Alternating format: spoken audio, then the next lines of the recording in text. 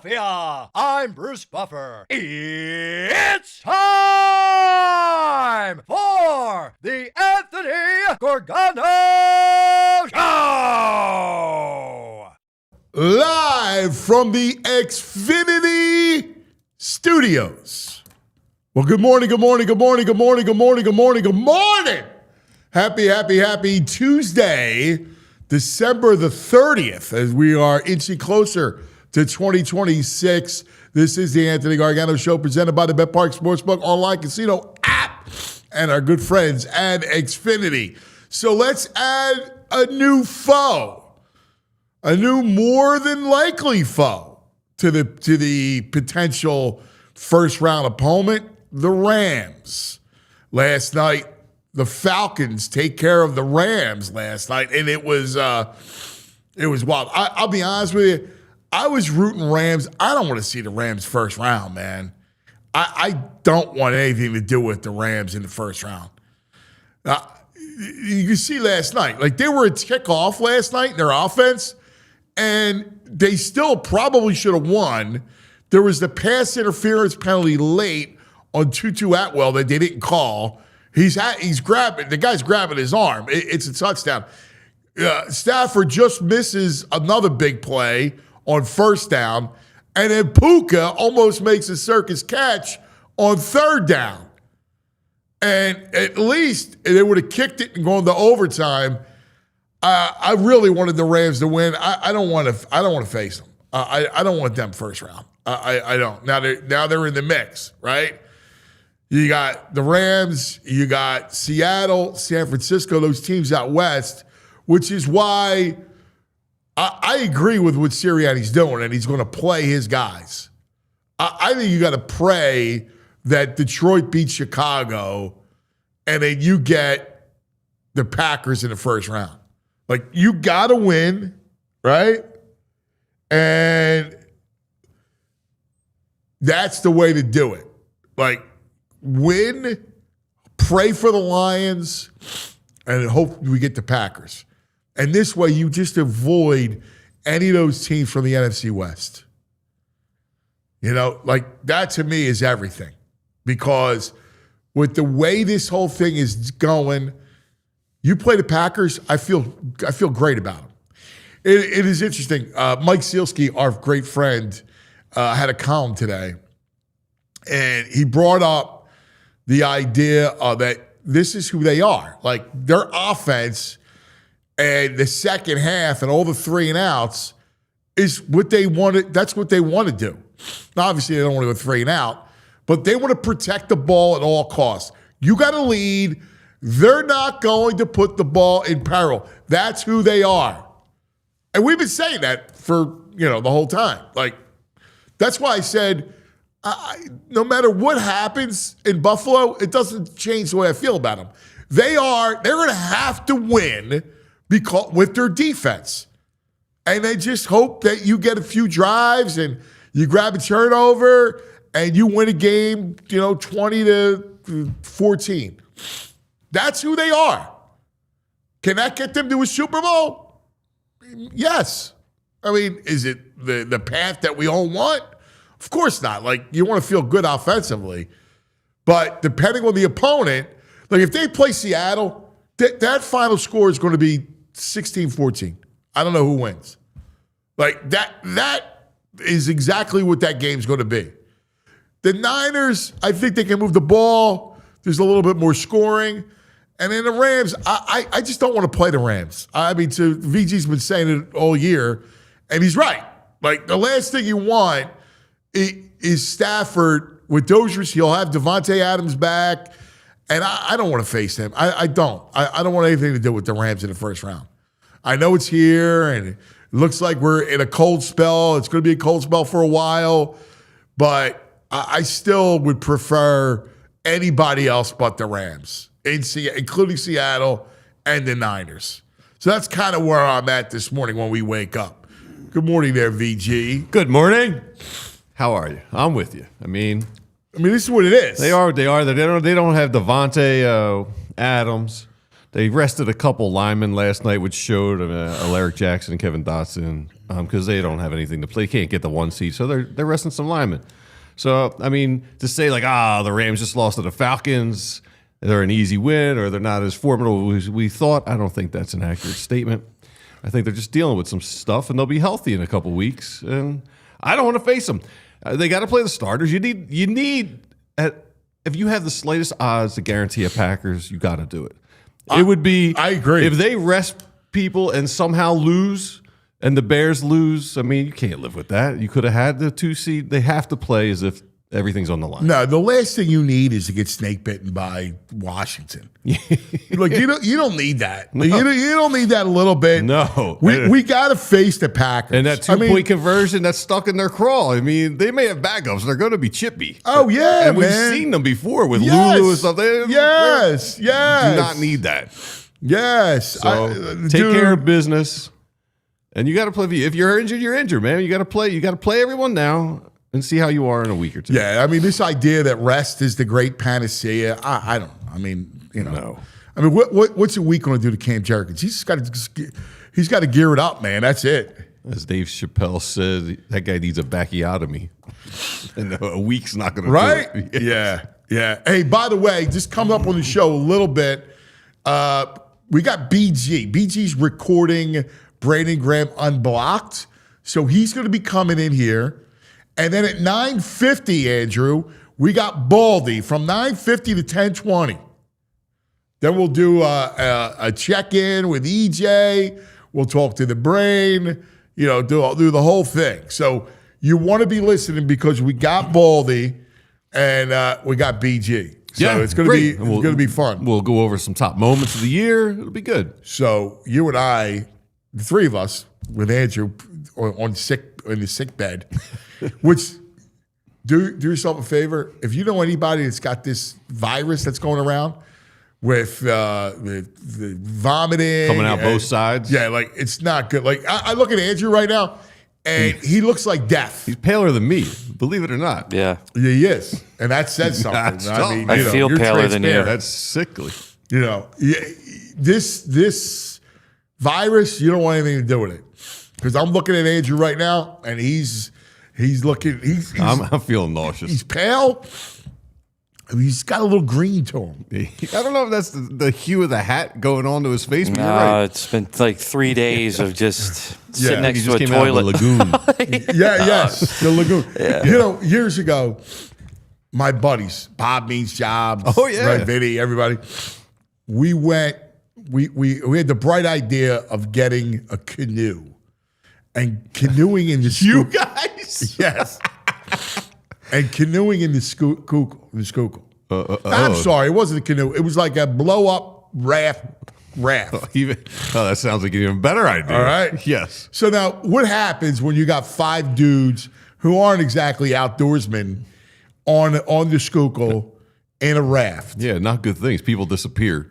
Right, like what do you think happens? You end up just everyone capsizes. I would think. Yes. Right. So everybody's trying to go. Let's capsize the boat. Right. Right. So the next thing you know, we're swimming in the Schuylkill. Right.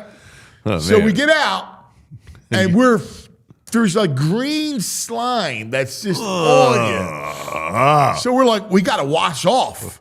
Right. So the fountains. Yeah, I mean, I know about fountains. No, but the fountains on the Parkway? Yes. Yeah. Right? Yeah. So we decided to go to the fountains. You guys trek from the Schuylkill to the Parkway we were covered in green Schuylkill slime? Because we were by Boathouse Row. All right, So that's a little bit of a trek. So we trekked from Boathouse Row to I had to be 20 years old, right? Yeah, no law enforcement like, you guys okay, man? What's going on? And then we trekked from there to the fountains. Right. On the Parkway. Get in the fountain. It was a hot day. Back then, kids would run through the fountain stuff. People are looking at us, and they're like, don't go near them. And there's a green kind of film that's on us. And that's Andrew today. Yeah, that's what it looks like. It looked like he bathed in his Schuylkill today. Yeah. That's what it is. All right. So I figured you would enjoy that story. So when we're looking at this thing, who are they? This is who they are. Can we come to grips with playing like this? No. Yeah, why? I mean, I hate it. And Sealski was like, this is going to drive us crazy, but this is who they are. but we knew who they were. Coward- Like, we do we hate really think that suddenly they were going to transform before our eyes and become some offense like the Niners or the Rams? No, they don't have the offensive Minds? minds to do that. Right. But I guess what's frustrating to me is I missed this week's Hard Knocks, which has been good, but like apparently Nick goes off about leading into this week. The most important thing, the only thing that matters is protecting the ball at all costs. So that when we see 3rd and 12 and it's a handoff, a draw to Will Shipley, That's cowardly draw. Yeah, that's called, well, it's 3rd and 12. They know we're going to pass. We're not going to pass. There's a high chance of an interception. So we're going to run the ball, see if we get lucky, and if not, we'll punt. And we trust our defense to bail us out. Well, so if you think about it, Don't even tell me this is a good way to play. all right. I know the record speaks for itself. Like this defense, I'm the one who sits there every week and gushes over the defense. Yeah. Like I love it. Like BG's going to come in, and I'm going to gush over the defense with BG. Like, oh my God, how about Coop? How about Carter? Yeah.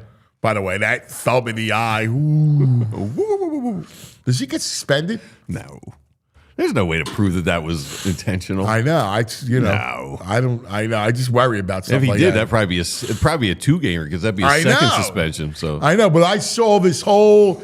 They did this whole breakdown on it, and I was like, oh God, the NFL office is already having it out. For it's the not Eagles. really a football move because the hand's going to the head. Right. Just happens to get the thumb in the old eye. Right. And I go, I guess. With his history, Right. like, see, that's the problem. Like, he's the Dominican Sue 2.0, and with his history, they could make a judgment call and go. We would have known by now. I would right? think so. Yeah. But I just Tuesday bring it up morning. just as that was going through my mind, Yeah, that and I would be was a watching it going, disaster. oh my God, please no, please no. But with this defense, it makes sense not to put the game in peril. Just leave it in their hands. It's like 42-2 doing it this way. I know. I hate it. It's frustrating. I don't want to see it. Yeah, but like, I'd rather be 38-7. Throw it out a little bit. Air it out a little bit. It'd be different if we had James Thrash and Pinkston. It'd be different. Okay. The names are on the back are just irrelevant. They are not irrelevant. They are. Because I watched Avant break it down, a third down player, whatever, and AJ's definitely isolated one-on-one, and they don't take a shot. You got to take a shot. Listen, I'm over. Or Jalen's looking at 9 in the box, and he just lets the run play go instead of just you got a chance with Devontae. I'm over it. I'm over they're not changing. Like Sealski's right. I've told you that when you laughed at me when I went. The Buffalo game's not going to matter to me, no matter what happens, because I know who they are. I see them. I've watched them for now 16 weeks. But what 16 games. Colby Kolb's in the chat's got a good thing. What's that? 42-2, but that does include a couple years of much better offensive production than we're seeing this year. Right. Well, So what's changed this year? Why are they so scared and turtling up this year? because they just don't have the answers, right? Like, whether it's Pachulo and Sirianni, the offensive line, like we saw really good offense because the O-line was great. That's the difference. That's the difference. You the ask O-line. me, Colby Kolb, what the difference is. By the way, Happy New Year, my brother. It's their O-line. Their O-line was great. And their O-line's not great now. The interior part of that line is not good. You get no push. What's weird is, though, the left side is decent. Like, they don't seem to run and attack the left side of the line. I don't know, dude. I lose. I can't do it anymore with this offense. Like, go in and they really are pick it playing apart. like an Army-Navy offense, which is so frustrating to watch. I'd rather them just lean all the way in then and just go run wishbone. Like, if that's the That case. would be more fun. But Jalen doesn't let's see an run. unstoppable wishbone. But Jalen doesn't run. Right. So it's just going to be Like, this. that's the other thing. Like, all right, hey, you're going to grind it out. It's going to be this. It's going to be hope feels Saquon like- breaks one. Maybe Jalen connects with AJ down the field. Maybe it was one shot play to Devontae. That's what it is. And it's going to be, 6 3-and-outs in between the whole possessions. Yeah, the headline of Sealski, the Eagles are going to keep driving you crazy with their passive offense. Get used to it. I don't want to get used to it. I like winning, but I don't like it. Feels like you're winning scared. I don't feel like it's winning smart. Wait a second. You like winning, but there's no but winning after you like scared? winning. I don't know. It feels different.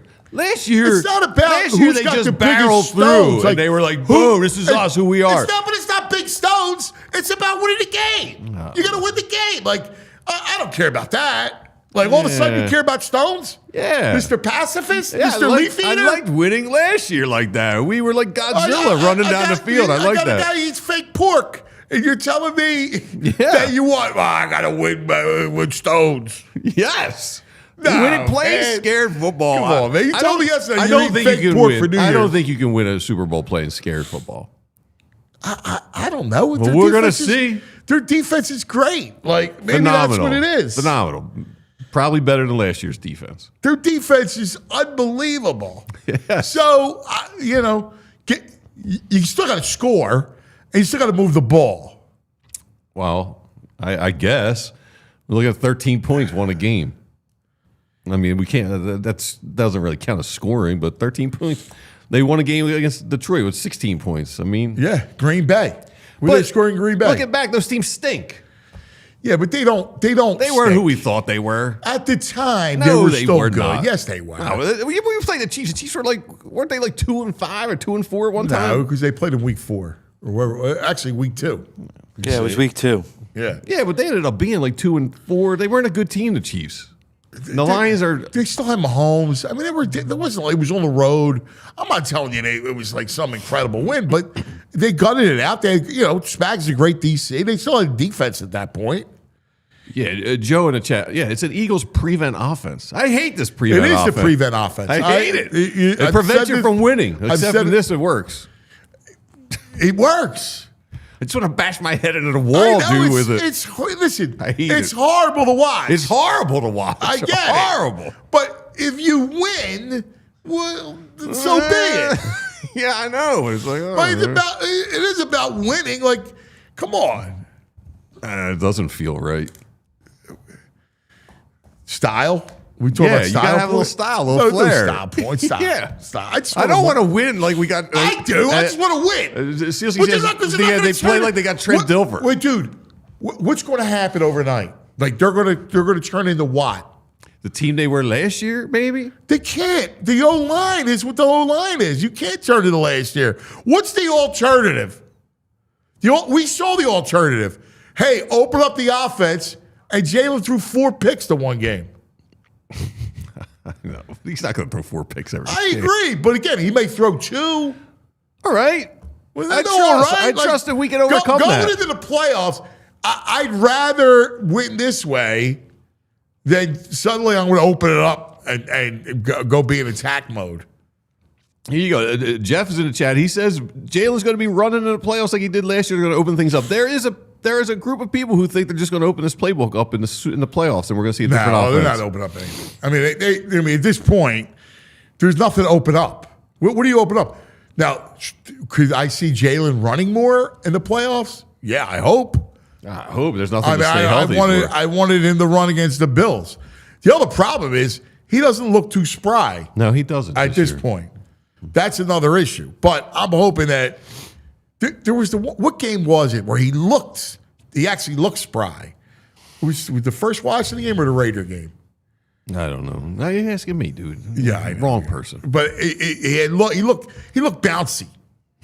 I like bounce. Like he looked bouncy again. Like that was the only time I saw him kind of looking bouncy, looking good that way. And that's what I would. That's what I would want. I just hate it. I hate it. Oh, dude! Again, It's like you watch it. As soon if as the you Eagles can offense is on the win, team, you you just win. take a nap. Close your eyes when the offense is on the field. You got to win. That's what they do.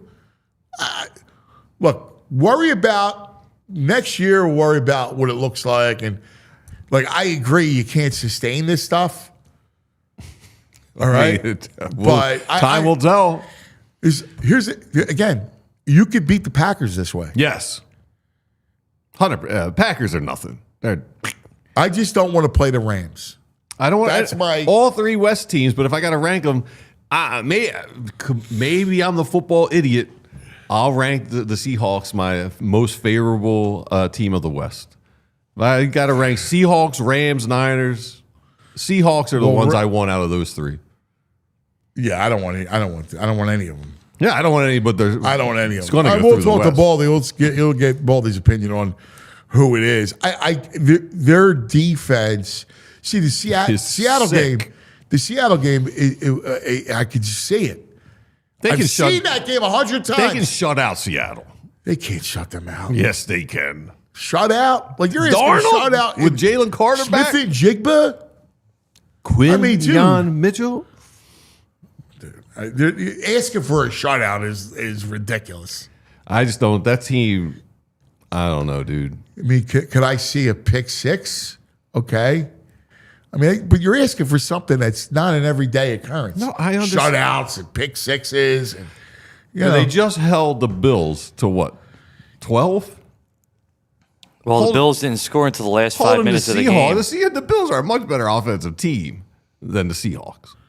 Just Not with really. the quarterback alone, they got a perennial MVP candidate. Quarterback-wise. Everybody around And him. the best running game in football. But everybody around him, around Darnold's good.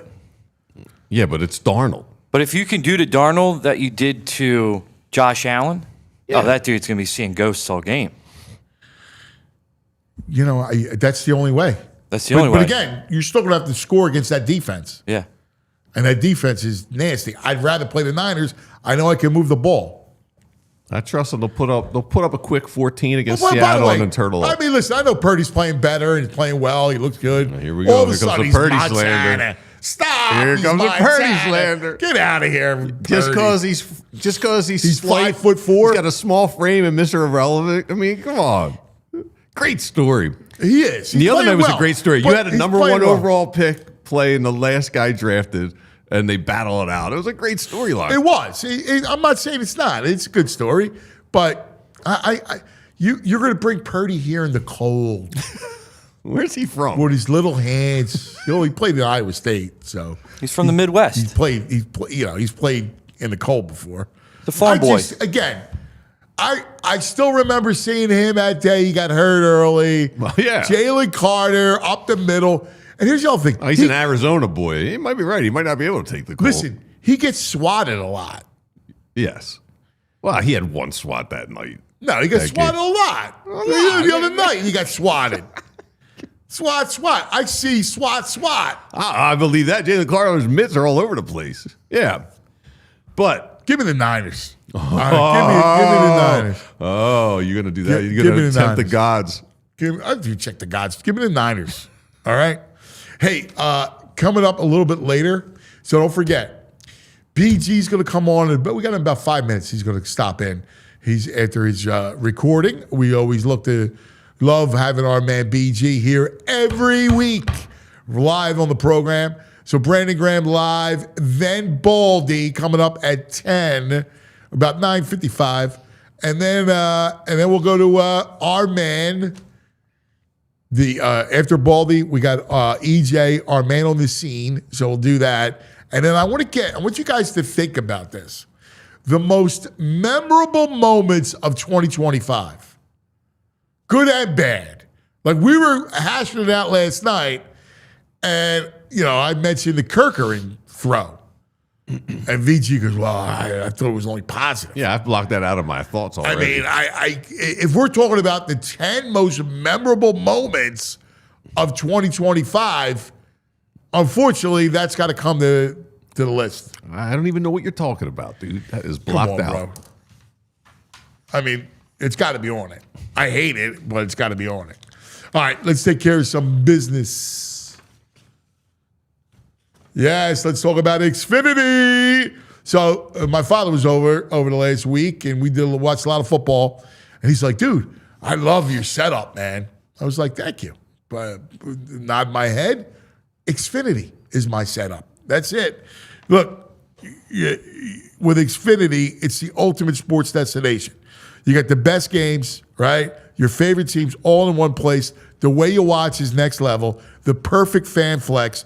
All the acts in my living room, plus Xfinity's best picture and sound with enhanced 4K. So clear, it feels like you're in the stadium. It does. Like last night, we're watching that game. It was like just popping, man. It was amazing.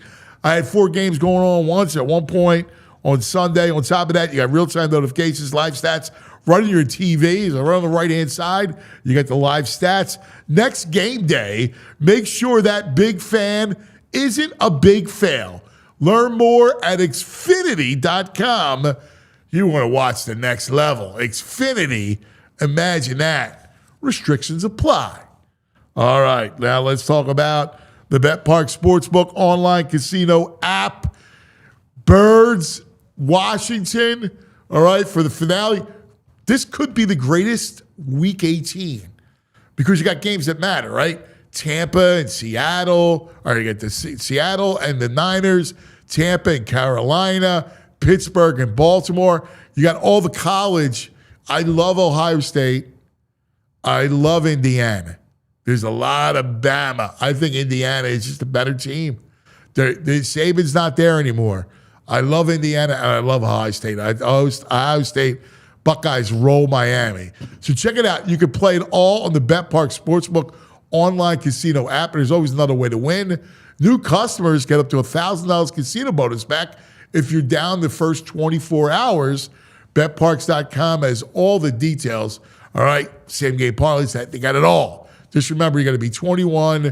You got to be in PA, New Jersey, Maryland. If you have a gambling problem, call 1-800-GAMBLER. All right, VG. We'll get to BG. VG and BG. We'll get to BG coming up. How much fun is watching him play? It is one of the the better storylines of the NFL season. I don't know if the national people are paying attention to it, but him coming out of nowhere, out of retirement, and being not only just good, he's like impactful. He is impactful. Yeah. And it's interesting. He's not even close to just a body. He's like, and it's interesting. Really good. Putting him in up the middle, right? Like in the middle. Yeah. He's never done it. I don't know. Has he done it? I don't remember. No. What is he? 14-year vet suddenly changing positions out of retirement? When you slide him inside, he's got the quickness, man. How about it? He's like a wrecking ball. I love it. Man, I love it. 3 sacks in 9 plays at some point. That's nuts. Boy, I'll tell you. After watching the Sixers, and we know the Flyers are a little ways away, right? Like I'm going to enjoy them. A lot of chatter out there with Flyers trades and stuff. Yeah, it's going to be fun. They're going to be a fun story. And you know, they got Vancouver. Taka goes back to Vancouver tonight, the whole thing. But like, I need a run, dude. I can't have a one and done. I don't think you get a one and done. It can't be. I mean, no, it can't, can it? All right. It's time for our Pest of the Week. It's a brand new segment. Ooh, it's a tough one. Should ask the chat who their Pest of the Week is. All right. It's a brand new segment. I have a feeling I know. A little feature called the Pest. I love the Pest of the Week. It's brought to us by Evans Pest Control.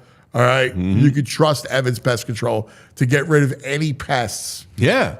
So, rats, rodents. We've been rodent free since for a while. I haven't seen a rodent. No, that's Evans, baby. Yeah. All right. Who is your Pest of the Week? Is it Sean McDermott for running the tush push? That got in my craw. I'm going to say who my Pest of the Week is, and it pains me to do it because I like him, and I think he does a good job in his new job. Tom Brady. He drove me nuts this broadcast. Him with his glove seminar over the leather, over the plastic. I heard it once. I didn't need to hear it the whole game. He was giddy. So he said it 3 or 4 times. He was giddy about the Bills when they were getting movement going and their momentum going. And big the Bills booty quarterback. Bills Mafia getting loud. And then Brandon Cooks with the catch. He's like, oh my God, Cookie. He was heavily slanted towards the Bills during that broadcast. He wasn't slanted. Yes, he was. He played with Cooks. Cookie. It's Cookie. All right. You play with Cookie. Cookie. I love Cookie. So my Aunt Cookie. Yeah, your Aunt Cookie. Right. You don't need to. No, when you're a broadcaster, you can't be calling out nicknames that you did when you played with Brady. I got to tell you, I can't believe. I think he's great. I love Don't be his talking job. about Josh Allen's butt. That was weird. Big booty quarterback. Like, that's kind of weird, man.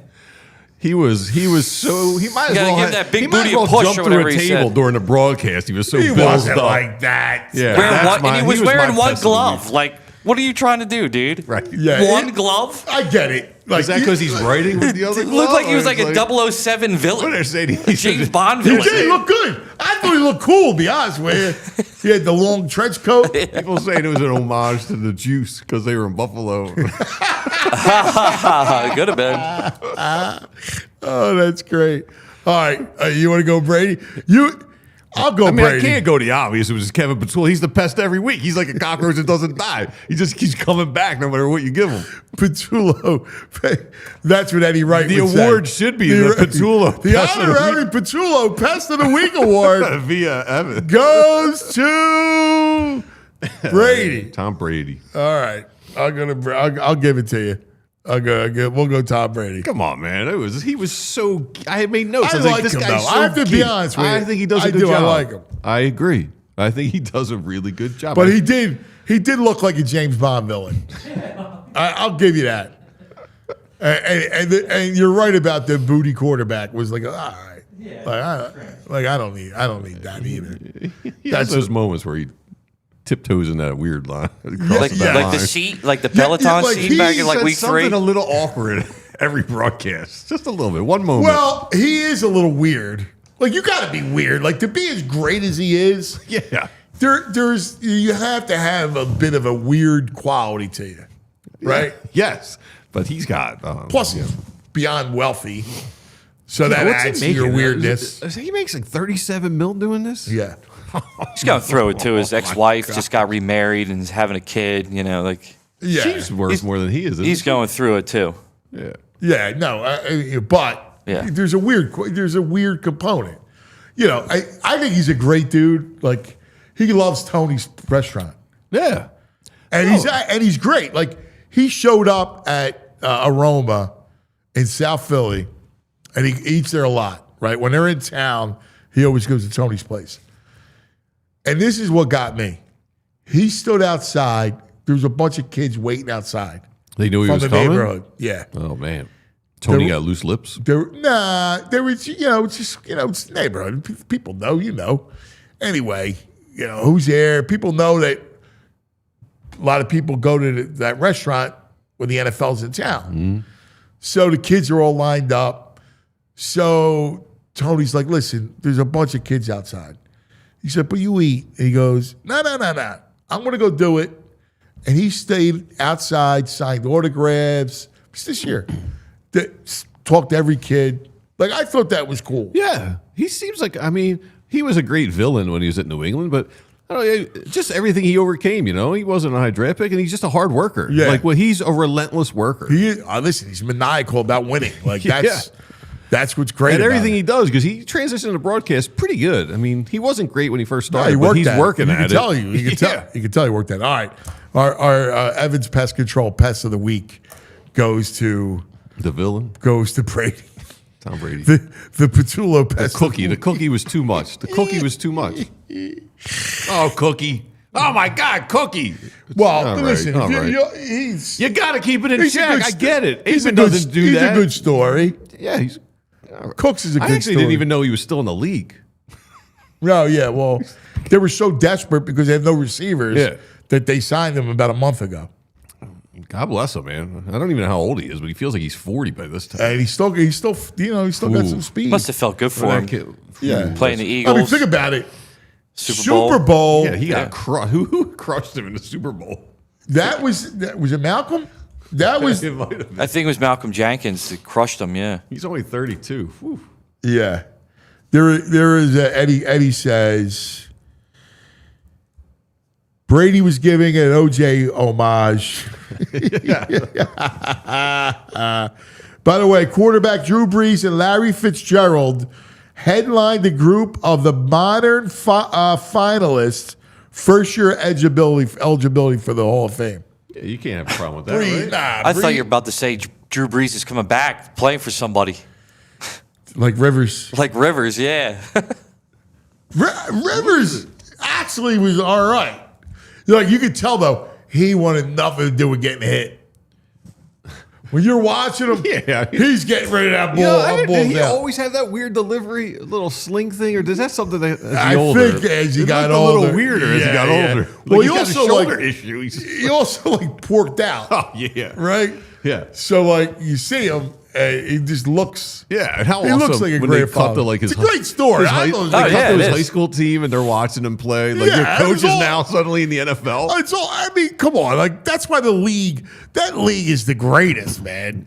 Yeah. As much as we could complain about this, that league is awesome. So here are your final. Eli Manning is also a finalist. You got Willie Anderson. The Does he Bengals. deserve it? No, Eli. I Brees. don't think he's a Hall of Fame quarterback. think he is I either. think he had a great career, and he was a winner. Obviously, he won 2, but he wasn't an elite quarterback. What, like a 500 record? Well, not even Something like his that. record. Just if you go eye test, Yeah. Here's Right? what I want to ask like you I about. would take McNabb over Eli. Like that defense, that first Super Bowl was. Yeah, I would. I think I would young think- well, McNabb if I had a pick, was between- a better quarterback yes, than Eli. 100% agree with Mobile He had McNabb. He had a big arm. He could run. Like young McNabb was a force. you. He was. The problem with him is like when he stopped running, Yeah, and he He's, just never, he just never got. He never got to the like all time great. He never like an all great he's great. just under it. Yeah, Here's one. Frank Gore. he played forever. That's what is he more of a product of longevity? Yeah, I don't know if he's a Hall of Famer. I mean, he played forever. I don't think of him in the Barry Sanders sense. Look at my man. All right. There he is. Come on in. There he is. As we love it. All right. Give us 5 seconds. Look at that. That's a great suit. He's got a great suit. He's got an unbelievable. Wait Man, till you see he's the so suit color coordinated. with the The hat. It's awesome. The great Brandon Graham in a moment.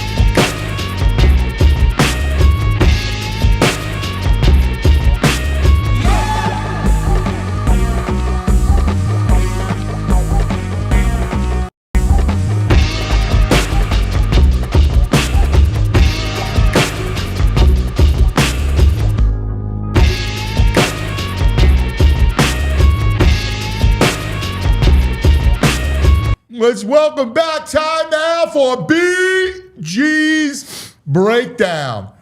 Brought to us by our good friends at Xfinity. We just spent the break talking about the BG's cologne. He's got a go. He always has a nice cologne. Hey, before we get into football, help me out How do you get it to stay on you and smell? So are you a spray in the air and walk into it? You spray it on you? You got to spray it on you, man. On you know, you? some people, I like it. I mean, I spray it in my house enough to where it's like, you know, that'll be your scent, you know, anyway. Yeah. But I feel like for me, I like to spray it. You on. know what I like what he does though? He doesn't do it on his hand and then go. He does body. You got to go body. Yeah, I go. Not hand. Because you ever see them, you know, like the old dudes that would wear the bad cologne? They would they would spray on their hands and then do this, right? Meanwhile, you shake their hand, you go, damn, man. Like, yeah. No, you know what I do though? After I put it on my skin first, like after I get out the shower, I spray it on my body, and then I might hit a couple on my neck once I put my clothes on, and then put and then that's how I use it. How often are you changing up the scent? Every day. But I like my one that you talking about right here. This the one I wear a lot. I wear this one a lot. And that just become the one that you kind of always do. But I try to go through my stuff. I try to wear different ones every day. And then I give away the stuff I really don't. I'll be like, nah, You can see whatever works with you. Like we were talking about body comps, like the whole thing. We talked about a lot of things in that 2-minute break. Well, there's there's a great. My wife has it. It's called Scentbird. And it's like a subscription. Yep. And they send you a box. They send you different boxes. Exactly. Yeah. And it's a good size. Like it's not like the tiny ones and the little goes a long way. thing. Yeah. Right? It's good. Okay. And then you figure out what you like and what works with you. Okay. It's unisex. It's good. Yep. They tell you break down, like give you all the little different like notes and stuff that's in there and all that. Coconut. I like it. I like those boxes. Yeah. You do a great job, man. It's not overpowering. It smells just right. Nah, I appreciate And you. people want to know. There's It's some called people- imagination. Yeah, imagination. Yeah. Somebody must have heard me talking Someone's about that like, one what's already. the cologne called? Yeah, imagination. And then I do this body. So that's what you probably smelling. I layer it. I mean, with, the this people at shea butter. Imagination got to get on this. Let's With get a I sponsorship get it with the going. shea butter. It's called Dessert. It's from Luxury Life. I get it on. I'm telling you, man. Why? This way you don't. Because I'm telling you gonna pull up on somebody. Luxury life. Smelling like dessert. I'm gonna show you real quick. But see, I'm gonna show you real quick. and here's the thing. Probably Like, gonna smell like death on in me. the nah. winter, you need it because your Yeah. skin dries out. Yeah. Yes. Like I got Oh, ID. yeah, the bloody Right knuckles. there, I got one in the box. I got one in there because I got to replay it. Hey, right You there. gotta have. You want dessert. You I need got it, you. right? Like I gotta have the moisturizer in the winter. Mm-hmm. I got you too. I'm with you. Because I get dry my hands because, we work all the time too, and my hands. He ain't working like Can't you, be looking- BG. Come on. He's at Right. a keyboard. You're Nah, outside but- in the elements. Come on. What are you talking about? Buffalo. He's working in Buffalo. outside. In the cold with the raindrops How coming bad on. was that? You know what? It was the rain. It was Yeah. more so the drops of the rain. It wasn't really as bad as Chiefs and, Right. and them boys when they played them. I was like, Miami when Miami that played. was the That one. one was crazy. That Oh, one was my God. crazy. Yes. That was crazy. I could see how it That could was get like sideways. that. That rain. Yes. So I feel like it was nothing. It was just more of the rain. We knew it was gonna be a running game. How was the foot? How was the footing? Footing wasn't bad. Footing wasn't bad at all. I thought that as the game went on, we wasn't even thinking about it. But really? Pregame, it was a little slick. Did you have how many cleats did they bring? So you usually bring two sets Yeah. of cleats. You usually do your 7 studs. That's Right. where you want to really get in there, and then you get your moles. I just wore my moles. It Okay, wasn't so bad. we were fine. The field. Actually, the turf felt good this week. Oh, good. Yeah, it did. So, and we got the win. So I was Well, happy. and it's amazing. We were just talking about you before you came over. Inside, you're such a weapon, man. It's been cool. I love you. It's a weapon, man. It's been cool inside, man. Doing it full time now has been really, really, really eye opening. Just some of the technique that I had to learn, just from when you see it, and when I'm always been outside, I'm like, oh, I know I could do that. And then when you come in, you're like, oh, this is a little more technical than I thought. Yeah, And so them first 4 weeks, I was pretty much in my training camp learning the technique, seeing how they want me to play certain blocks, and now it's just, man, it's been cool. Rushing inside too. Yeah, it's great. Like you're good at it. Like Yeah, you're it's natural been at it. It's been good, man. And Honestly. we haven't seen that look with that 5-1-5 nickel until this week. So now that you are there in that room and Jalen Carter is back, Vic can sort of lean into that. Yeah. We haven't seen that all season. And that's why that's what I'm excited about, man. Like we were just talking about. I don't care how many reps it is. It's just more. I'm just trying to make it more quality over the quantity, and just trying to go 100 miles every time I'm in. And it feels like it. But I mean, if you look at that performance on Sunday, it took them a weak pass interference call on Quinyon, which wasn't. Yeah, that was crazy. That was weak. It took 2 bombs. The and a Shavers hook and catch ladder. The hook and ladder. Man, I was like, oh my That's goodness. the only way. The only thing that can move the ball on you guys. BG said they had that scouted. They knew about Yeah, they like knew we about the hook and we ladder. knew about that one because we watched it. But in that moment, if I felt like if Q didn't get turned around, he would have been right there for Yeah. it. But I mean, It's a tough real. play. It's even though you know it's coming. Yeah. Yeah. It's a tough. It's tough. It's I a saw, tip of the cap. I saw it It's run like- 3 times. It was bizarre. Sunday. Yeah, the Bears ran it. Yeah. Yep. I didn't Somebody see the else other did. one, Yeah. And then I could see people faking the pitch, and then Yeah. somebody going straight for the pitch, Yeah. and then man taking it up. So you got to play your man, and make sure that the person that's pursuing the one that's coming with that's getting the ladder, that he take over your guy so you can get outside. Right. It's just a team play for on the offensive side, and then you got to have a team play on the defense side with the 2 guys that's matched up on, because normally it's a man. Let's talk about a couple of, first of all, having Carter back. What was that like, man? And he was in beast mode, too. Yeah, that's what we need right there. We need him to be who he is, because, like I say, Jordan Davis has stepped up in such a big way that now you got 2 problems. Yeah. And Yeah. it could just really, and then Morrow. Yeah. Then you got JP and them guys outside, Nolan and But Carter. Goddard. I mean, not Goddard. My bad. My bad, Jalix. Yeah. But you know what's crazy is that Carter is just scary. He is. Like, you see dudes, they don't want to go. First of all, you know, the eyes and getting the head whack that slammed, guy. right? Man, oh, man. he's just He's an nasty. animal, You saw the man. guy Nasty. complaining. You saw the guy complaining.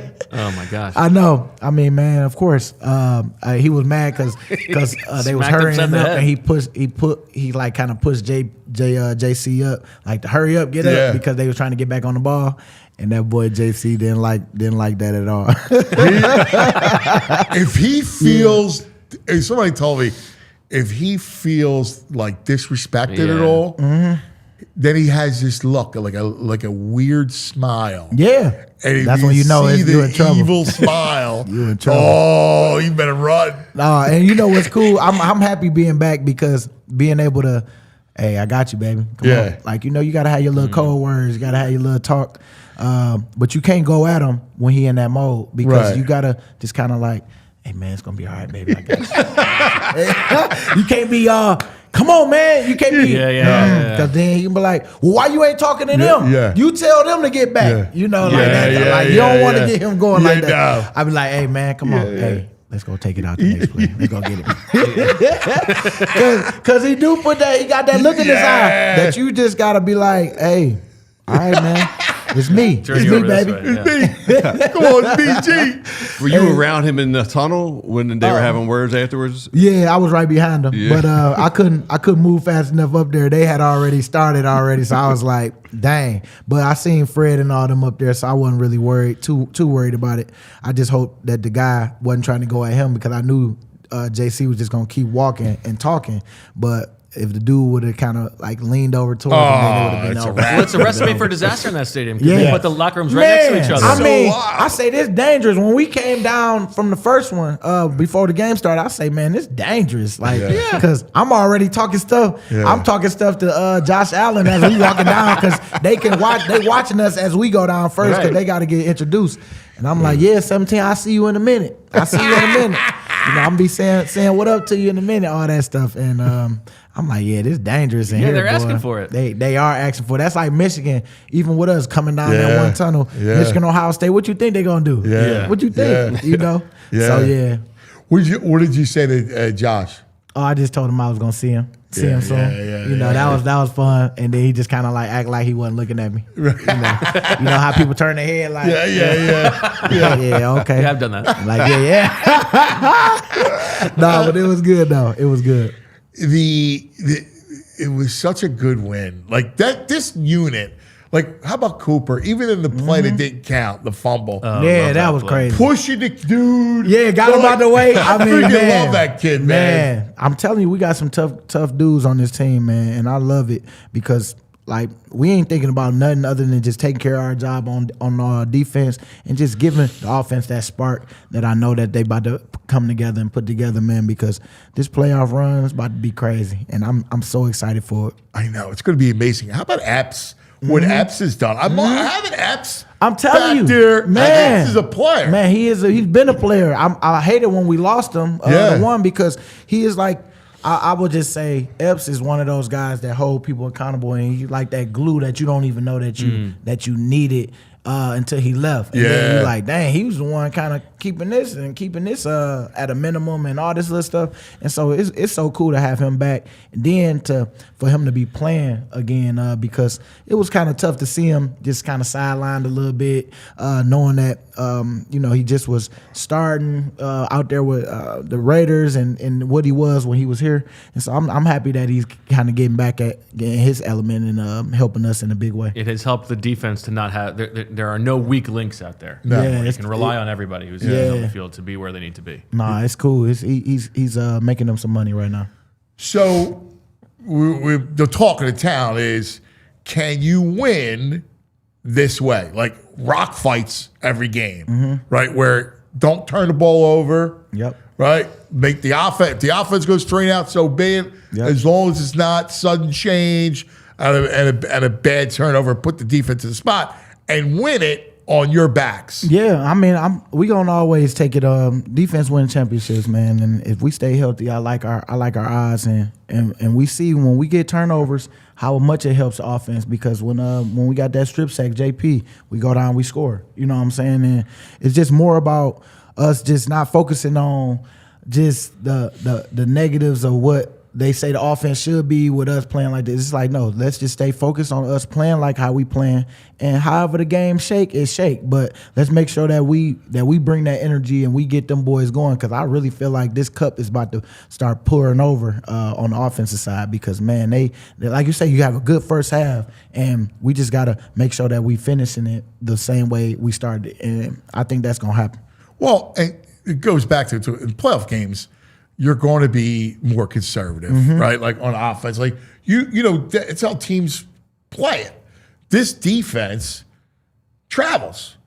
Oh no! There's no doubt about it. We talked about it yesterday. I mean, having the Bears game that we all saw, we knew that this defense was playing awesome. But okay, let's see what happens when they play another really good offense again. And you guys absolutely shut down the Bills. I mean, that's one of the best offenses in football, best running offense in football. You gave them 4.5 yards a carry, their worst of the season.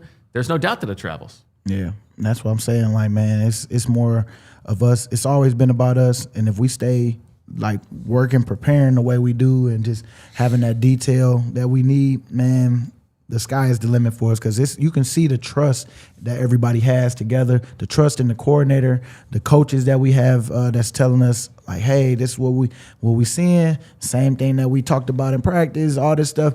And it's just man, it's confidence that's built over the time that for everybody. And I think Vic has trusted.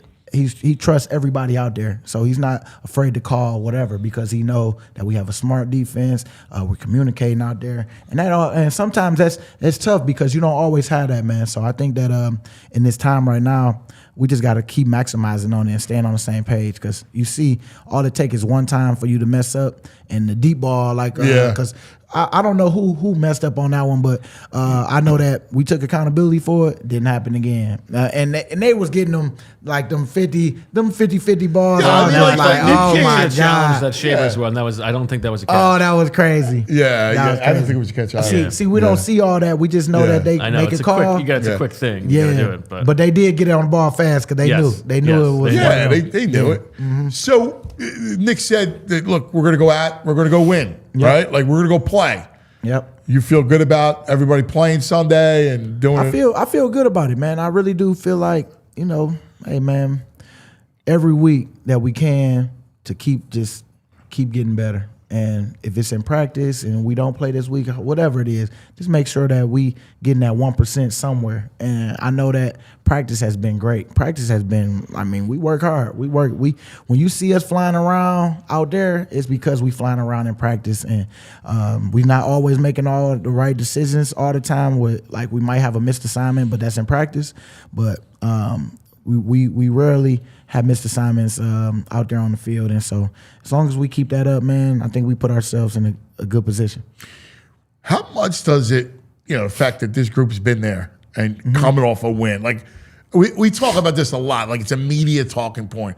But it is real in the sense that, you've been through these things. Yeah. You know the rhythm. There is a rhythm to it. Yes. And you know what? You know where you can get messed up sometimes if you let the new guys that come in that haven't been there start their voice being a lot louder in those hard moments. In those hard moments in the playoffs when you know you got to have it, it's all or nothing, win or go home. It's like the majority of the guys that's been there have to be the bigger voice, because like me, I'm not panicking in the situation where, okay, they scored, all right, cool, It's like let's get right. They came with some good stuff.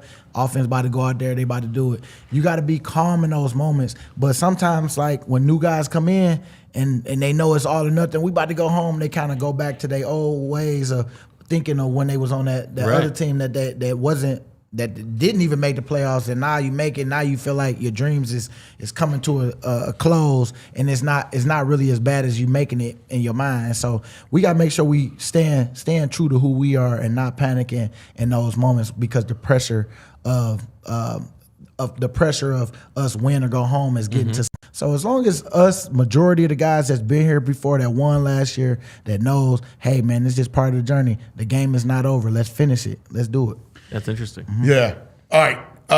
We got a special guest. Before you get out of here, I can't not bring this guy on. Okay. All right? Okay. Because nobody does a BG breakdown better than Baldy. All right. Oh yeah. So man. BG, what's up, brother? How you doing? I'm good, man. I was just I just went back and watched Jalen Carter's blocked extra point. BG, he's won 2 games for you guys this year with these blocks, and that's the dude he lifted out of there is Osiris Torrance. He's about 340. Yes. Like, it's not like he's just another guard. That guy's a huge, strong kid. He just lifted him right. And then what was funny to me, BG, he didn't even celebrate. He's like, I just kind of gave a little, probably said a few things to the kicker. But like, it's just so Jalen Carter, man.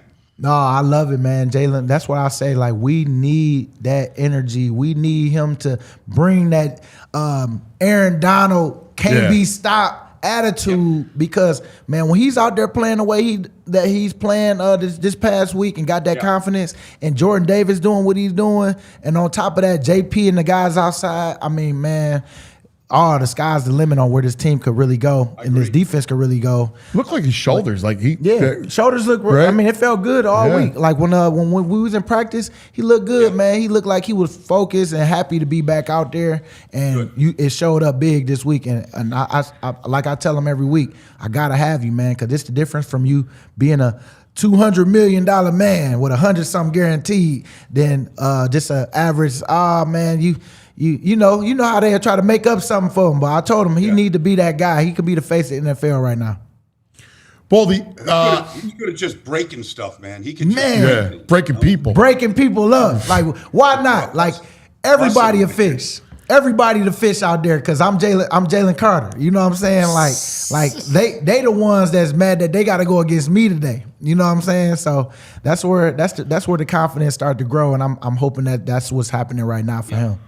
Baldy, talk about BG inside and how much fun that's been. BG, I remember when they drafted you and they played you like in a 1 technique inside, like initially. Like you weren't outside like you spent most of your career, but you were playing like a 1 technique at your size. And like, what are they doing with him in there? But, from getting the ball out of Brady's hands to secure Super Bowl 52, like you just know how to rush, period. It doesn't matter if you're inside or outside, but you're on the edge. You get to the edge and you still got that power, BG. Like, old man, everybody loses, to father time, but you still got that power where you can push the pocket and you can still get a guy's edge and you can open him up And it's impressive still to see, man, that you're, after 15 or 16 years now. No, it's been great, man. Honestly, I'm thankful to still have gotten the opportunity to come back, and I'm just relishing in the moments. Like I was telling them, like, man, 7 plays or however many plays, I try to make it quality when I'm in there and just have fun supporting the main characters right now, man, of like Jalen Carter, Jordan Davis, supporting them guys and just giving them that rundown of like that confidence of them knowing who they are in this moment, and don't let this moment slip. Because, man, it do feel good to be able to power some of them guys and still be able to talk my stuff. And I know Father Time is undefeated, but I'm thankful to make this other run again to try to go get this Super Bowl. And Baldy, this defense, I mean, there's not a weak spot in this defense. You see the way Epps playing?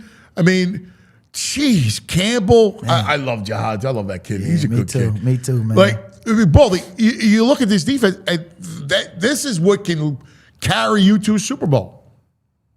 Yes. There's no question. I'm going to say it to the day I die, BG. Like, defenses win championships. You know, it doesn't matter. It doesn't really matter how many points you give up. Like, can you make the stop against Brady when they're coming down the field? Can you shut Patrick Mahomes out for a half? There's just certain things that you got to be able to do. Can you get off the field when you got to get off the field? That's when. And so I feel like right now, Vic has everything he needs to really take on any team, because every team, you got a game plan. Every team is a little bit different. No matter who you see in the playoffs, Rams are completely different than the Bears. So but if you give Vic a week and you give him the pieces that he has right now and the depth that he has, I take my chances with Vic and your defense. You know what I think about? I think about that 2000s Ravens defense where they didn't have the offense all the time. They got their little running game with Jamal Lewis. Jamal Lewis. And it was like, but they carried him. Gopher was the quarterback. They carried him. You know what I'm saying? And not saying that I feel like our offense is way better for sure, but it's kind of like we've been struggling. But I think that our cup is going pour over very soon on the offensive side, man, and it's about to start happening very soon. And I'm excited, man. But no matter what, though, right? Yeah. So you guys it allows the offense. It takes a lot of pressure off the offense, right? Knowing that you remember the Detroit game, Baldy. You remember the Green Bay game, like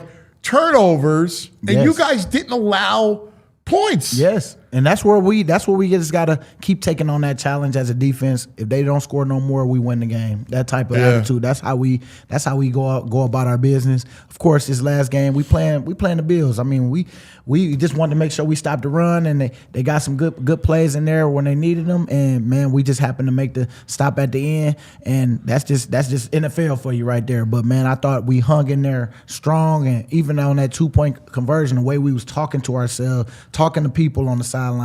Hey, one more play, baby. Like let's stay locked in. Let's stay knowing what to do. No missed assignments, all that stuff. I mean, that's just gonna carry us, and that was good. That was good for us to go through that right there in that moment, because we battle tested in that moment, and that moment gonna come up again, and I know we gonna conquer it again. That's awesome. It's interesting. James Cook leads the league in rushing. Like that's the best in this business. You completely shut him down. Man. He didn't get the explosive runs that he'd been getting over, the last couple of weeks against New England, against Baltimore. Running for well over 100 yards. Yeah. He didn't get that. He didn't get that number. And that's good offensive line. Dion. Yeah. They pretty much ran the Bears, some of the Bears plays that they had, because that offensive line coaches, like all them, like he the top dog, and all the other coaches that we've played some of the years, like one of the coaches with the Bears, O-line coach, he's coming from that tree of the Bills offensive lineman coach, and so they had similar runs where they cutting back, and I mean that's why I said like it'll be good, when we see the Bears again, because we understood exactly now what they was trying to do, and it was similar to what we seen this week. So it's kind of cool. It's copycat lead, as you know. And, I just know that what I love about our team is we fixed some of our wrongs. Even when they caught us that week, we gave them credit. They did a great job. But I feel like we bounced back in a big way, to not let that happen again. All right. So we're going to let you roll, because we know you have a workout. Just about to go get this work. Hey, man, trying to keep this man strong so I can push the pocket, no days baby. off, Let's go. go. No days off right now. Yes, sir. Full steam ahead. Yep, let's go. Full steam ahead, baby. You're the man. Love you, brother. Love you too. There he is. There's our man, BG. I had to get Baldy and BG together. Come on, brother. I had to get you two. How do you see the contenders now in the NFC? We saw what happened last night with the Rams. And you know what's funny? They were just a tick off, and still, they probably should have won the game. Never had it. The Tutu Atwell play, there was a pass interference. Puka almost makes a ridiculous catch. He made the catch. I don't know whether he got his feet in bounds or not, but he made the catch. They said the ball left his arm. He got his feet in bounds, but he said he lost a little. The ball moved on the way to the ground before he had it again. It was an unbelievable effort. But, they're down 21-0. They're never out of it. I mean, that touchdown to Terrence Ferguson, I haven't seen anybody run that route yet, the way they ran that route to get on Xavier Watts. That was after 3 interceptions and everything that happened. But they get the block field goal touchdown. Jared Verse, a great player. They're going to get Devontae back. It doesn't matter what the score is with Matt Stafford. Like, he did the same thing to the Eagles in the playoffs last year, brought them right down the field. Eagles made the play at the end. But I just saw Seattle. I just saw Seattle on Sunday. I mean, they're the number 1 seed right now. They play San Francisco on Saturday night. But, it was 3-3 in the third quarter. And they made some defensive plays and offense woke up. But, they're very good. They're very solid. But all these teams can be beat. I mean, the Eagles, offense has, they can't do what they did on Sunday and win a game. But they're not going to win any playoff game if they play offense the way they played on Sunday. Yeah. So, they got to wake up here. What are you seeing offensively? Obviously, the interior line is not getting any kind of push. But what's ultimately, what are the things that they really need to fix? Well, here's the thing. I texted you yesterday about, you think these guys are going to play. I saw Lane Johnson yesterday, was over at his barn talking football. They need they've won these Super Bowls when they've had 2 weeks off and they got rested. This offense line needs a rest. I know they got to play. There's a number 2 seed who's out there, whatever, but they can't move. Juergens, Dickerson, they're just beat up, man. And they could really benefit from some rest right now. And so that's part of it. The offense is not, they threw 8 passes in the second half. They didn't complete 1 because, that's just not good football. 3 and out, 3 and out, 3 and out. We've seen stretches like that all year long. Yeah. Where, okay, you don't want to turn it over. You got a 13-0 lead. I get it. You're going to play very conservative. But, you play conservative against the Rams or the 49ers or even the Bears with the way that they can explode, you're going to get beat. What is wrong with their pass game? I know we've been kind of trying to diagnose this for 16 weeks. But, what did you see? Why? How could you be 0 for 8? It's unfathomable. Well, I went back and studied all of them. Every play was different. They had a stretch there in the third quarter when they went 3 and out. It was a 14-second drive, 3 straight incompletions. So, AJ gets defended by Benford. I thought it was a lousy route by AJ. I thought Jalen tried to force it. Then they had an incompletion to Devontae. Ball bounced off the turf. And then they played, a 2 deep man under on 3rd and 10. And Jalen held the ball. And there's no place to go. Nobody's really getting open in the scramble drill. And so a lot of guys just kind of standing by. But I don't see a lot of creativity. I don't see a lot of diversity in what they try to do. Buffalo played a lot of man coverage in that game. All right, there's ways to get guys free in this league. I didn't really see a whole lot of that going on. So I thought it was a little bit of everything, to be honest with you. So it's the same thing that you could say every week. That some of it is quarterback holding the ball. Some of it is lack of design. The Bills didn't look surprised by anything that they did. They ran a route to Devontae. It's a 1 receiver route, and it's just a comeback. And, the ball bounces right in front of his hands. But that's all it was. He was open. He was open on the comeback. But at the same time, a 1 receiver route, what's the option for the quarterback if he doesn't like it? Yeah, that's the stuff that you just completely freak out over. You go, what am I looking at? Especially when you look at this league, I was texting you, you're watching Chicago and San Fran, and you're just seeing next level, right? It's Ben Johnson and it's Shanahan, so whatever. But man, it's almost like a different sport. Well, it is, but you look at Ben. Just say Ben. The Monday Sunday night game or whatever it was. Just look at that game and look who, like say Caleb Williams is throwing to. I mean, Luther Burden, he's 8 for 8. Janae Walker. Nobody knew who he was 2 weeks ago. Like he's out there because you've got Roma Dunze is out and all these injuries, but like it's just the next guy up and they all excel. But honestly, like Brock Purdy.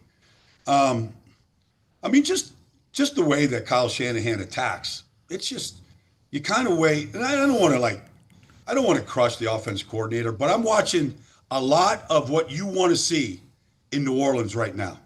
Like I'm watching Tyler Shuck going, who would you, if you were the number one pick in this draft, you need a quarterback. Would you take any of these quarterbacks or would you take Tyler Shuck? You wouldn't even hesitate. You take Shuck, and maybe Mendoza or Moore, maybe these guys become great players. But you would take Tyler Shuck the way he's playing right now. Yeah, you know what's nuts is that I remember talking about Shuck in the preseason, and it was like, oh, man, he looks lost and everything. And it's a great lesson about having some patience with quarterbacks, right? Mm-hmm. And he's a prime example. Yeah. Kellen's a good offensive coach. And if you just give him some time, I mean, the kid's older, 25 years old, he's big. He makes all the throws.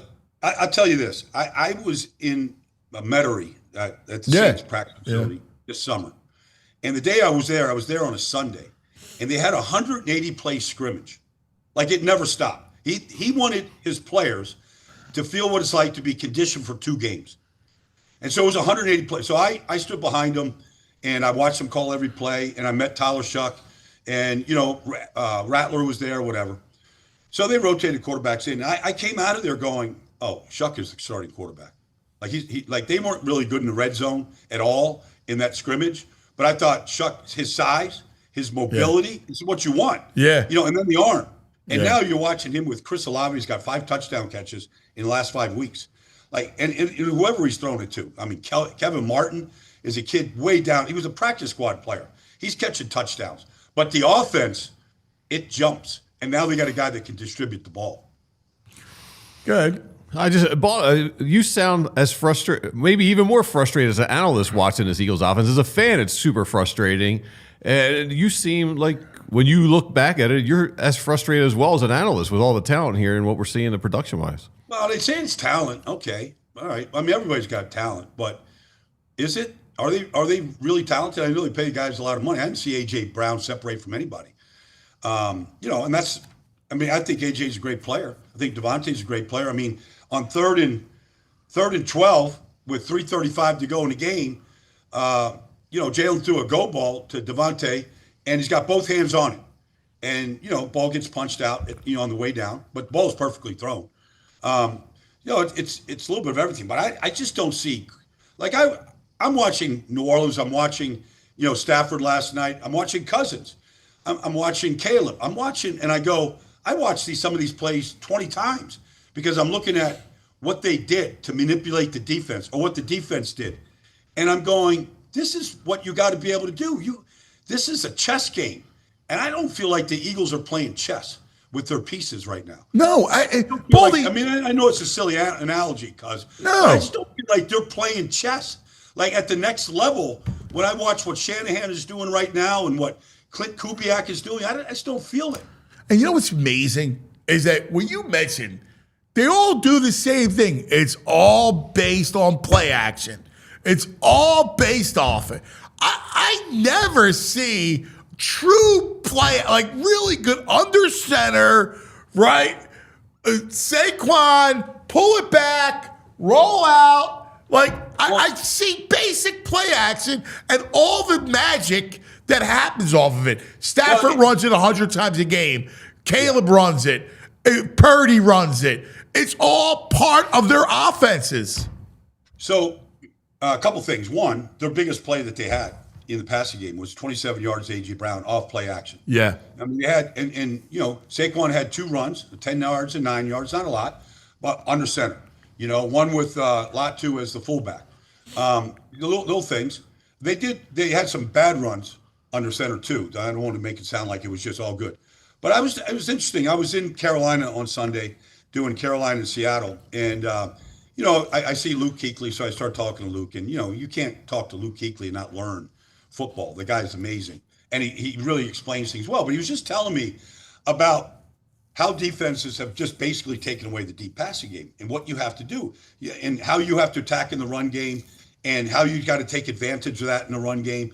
And so now we're seeing 3 tight ends, we're seeing fullbacks, extra tackles. We're seeing all this to get these guys the hell out of this shell. You know, get them out of the shell.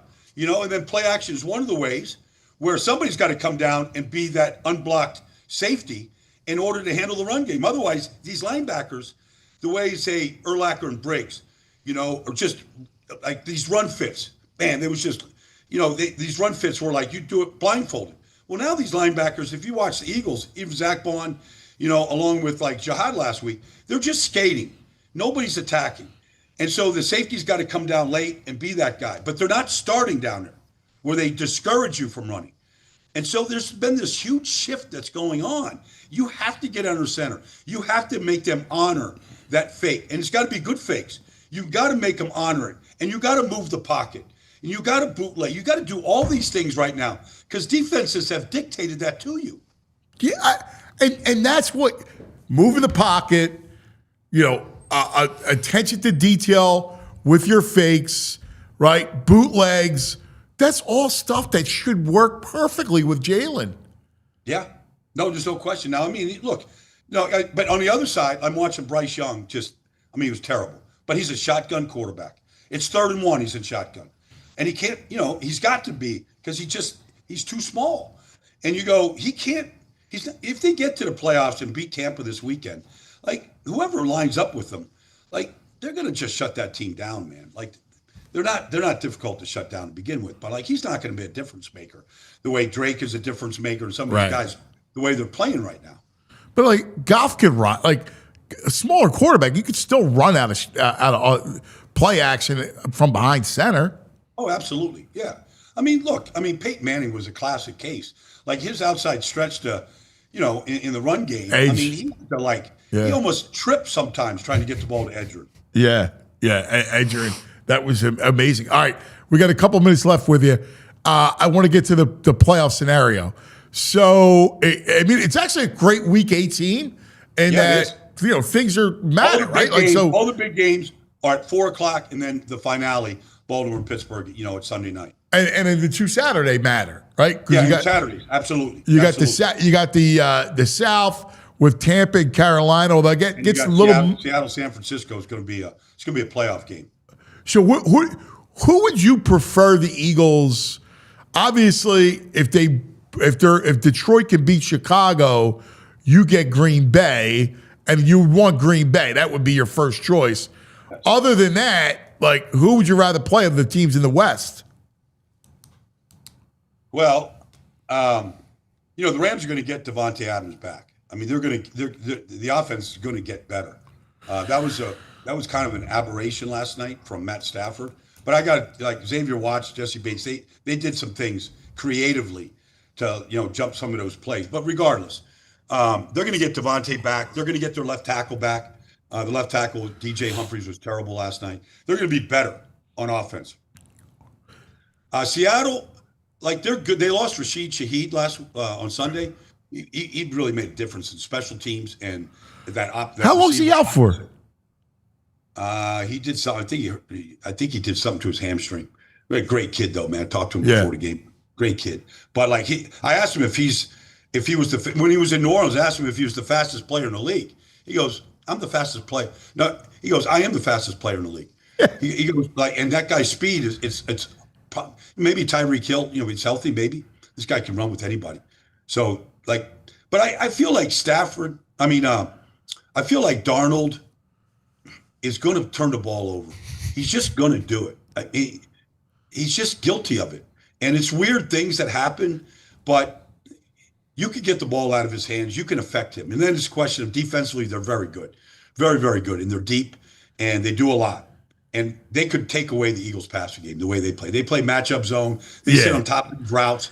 They route read these. Like, they're good. Mike McDonald knows what he's doing. Yeah, I don't want to see that defense. That defense scares me. Like, I feel like the Eagles can attack Emmanuel Forbes like he did in the second half of the game. I feel better about the Eagles' passing game against the Rams than I do and against the 49ers, who have no pass rush and their corners aren't great. But I feel like Seattle would be a bad matchup. I feel like defensively they could really give them a lot of problems. Yeah. And it might be a 13-10 game, something like that. I think it'd be very low scoring, a defensive real battle right there if they get Seattle. Yeah, that's what I said, 16-14. San Francisco, at least you got two things in your favor. Their defense is toothless. And, as good as their offense is with Shanahan and everything, the Eagles' front will tax Purdy. It'll be a challenge for him. It will, but he's very mobile. Kyle knows that. It'll be a different. They'll have Kittle back. And they'll get Trent Williams back. He missed the whole game except for the first play. But that offense goes through McCaffrey, and so he's going to get matched up with Jihad or Zach Bond or Epps or somebody. They're going to match him up. Like, he's going to get 100 catches this year. He's over 2,000 yards. He's already over 400 touches. Like, the guy, I don't know if he's real or if he's AI, to be honest with you. I haven't seen that guy ever fatigue at all. And he's getting better.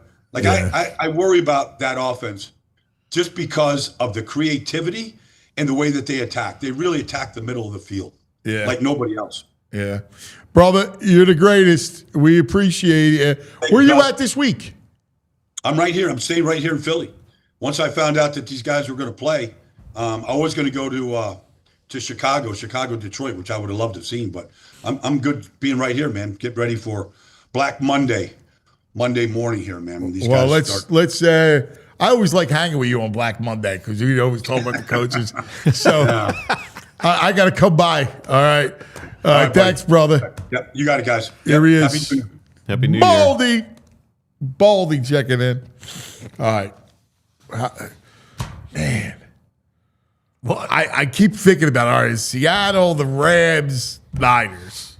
It's Packers. It's got to be Packers. Has to be Packers. Please let it be Packers. I don't want to play with Seattle, dude. Darnold aside, and I get that. Just let someone else knock someone out, and let's just take care of the Packers.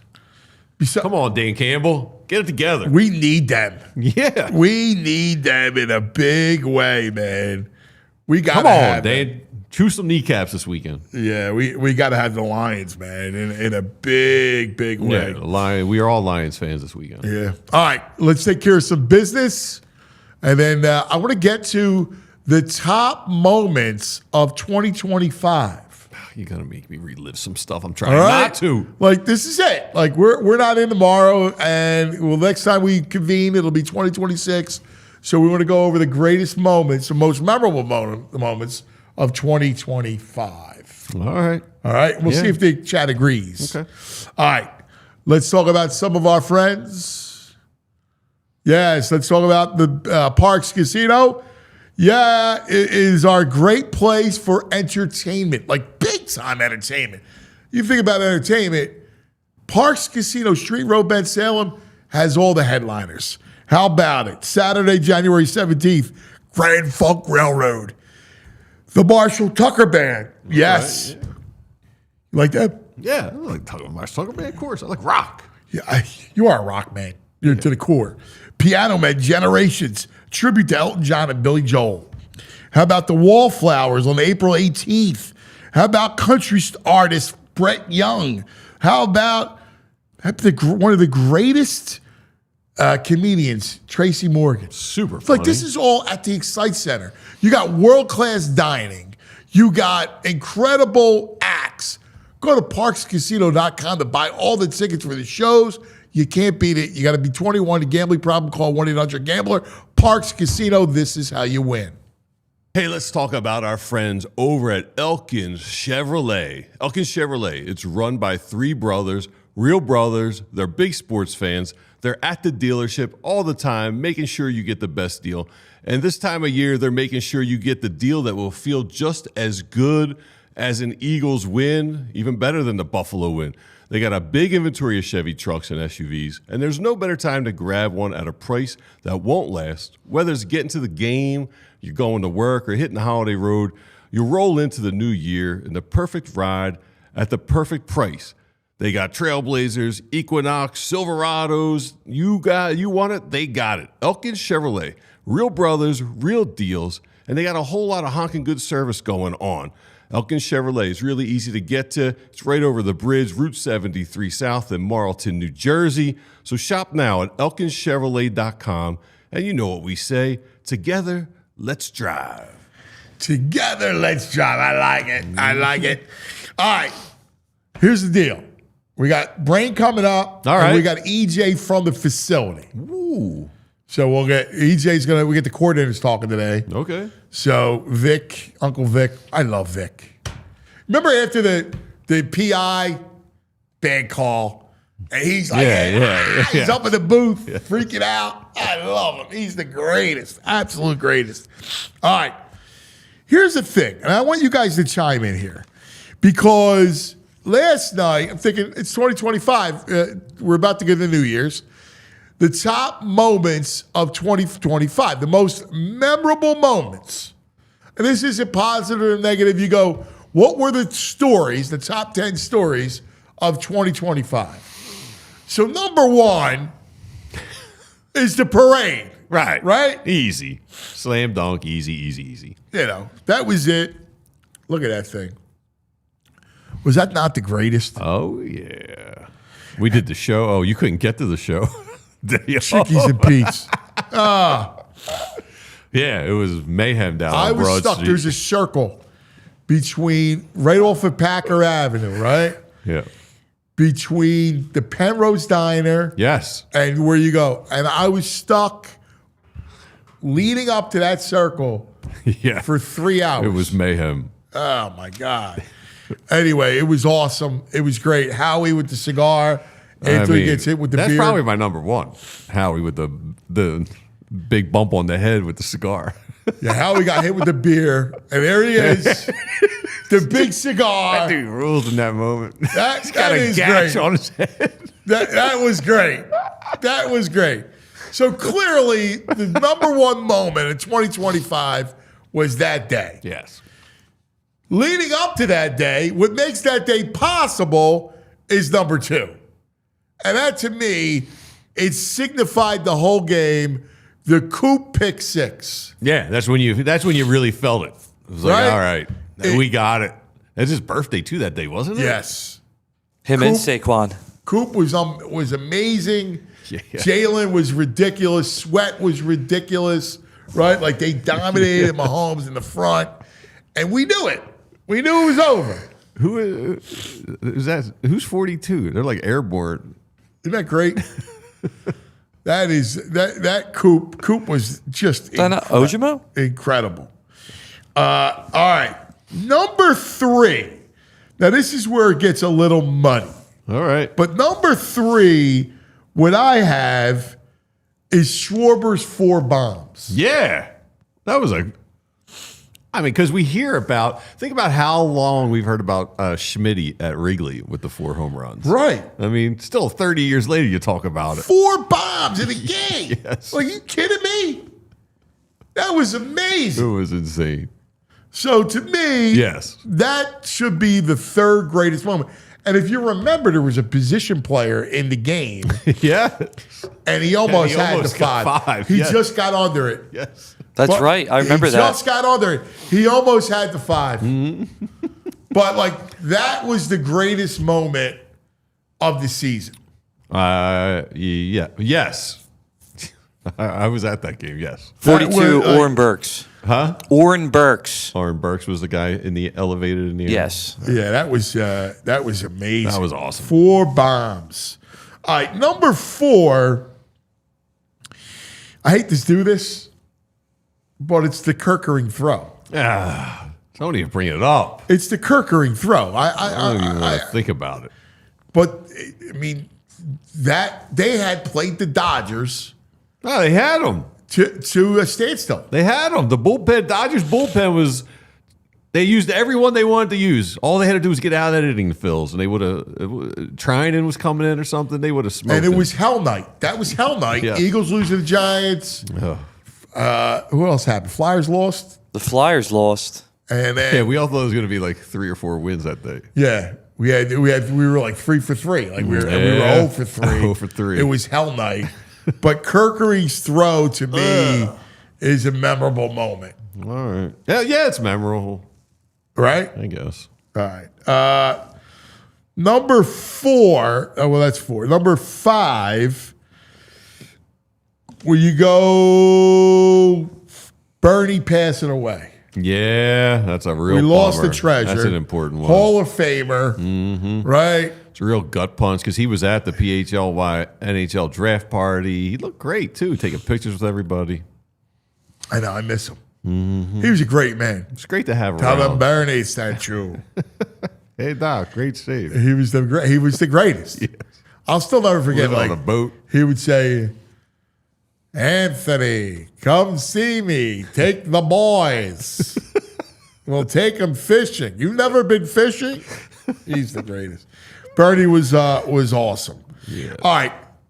After that, you got a couple of you could argue. All right. You got Edgecombe. You got Flyers, Flyer, and Torch. Oh, and that's a big. That's got to be the top. That's Flyers, Flyer, and Torts. Whoo, yeah. Torch out, Talk in. Big. That's probably. Yeah, I would put that next. All right, you want to go that one 6, Yeah. Then Edgecombe night, I think. then Edgecombe. Yeah. I mean, for me, I was like Because thrilled. like part of Edgecombe and the moment of Edgecombe is the drafting of Edgecombe, and then he's got a pinhead when we like me. saw him play, Look at that vampire. Yes. when we saw him That's, play, that's me and Edgecombe that night, dude, hanging out. Yeah. Just put a goatee on him and he got it. Yeah, it's you. Edgecombe might be a wow, size. you may be the commissioner. He might be a size 6 and 7 8 hat like me. Yeah, but you look more like the commissioner. Yeah, of course. Yeah, you just need a That's my goatee. boy. So I would I agree. did that 23 and me. I came back to Dracula. Yeah, Transylvania, 100%. Yeah. I would agree. Remember that. Remember his debut too. Yeah. the first week, the 36 first points. like the first 2 weeks of That Edgecombe, might be the moment, the Edgecombe debut. Yeah. I think that's probably it over the draft pick night. Yeah. Because you're like, what? Yeah, he was. I mean, shot the ball. I remember thinking, yeah, give me 14 points, and he had Yeah. 36. Yeah, we predicted. I was like 18 and 8. I'd be stoked about. Yeah, I'm like, why? One on third? Like, you kidding me? Right. He was banging threes. That was amazing. All right, after that, what's the matter? Rich McTeer in the chat said, the commish said, congratulations. Ha, ha, ha. He shook his Yeah, it did. VJ is a Sixer. You got here's what you got next.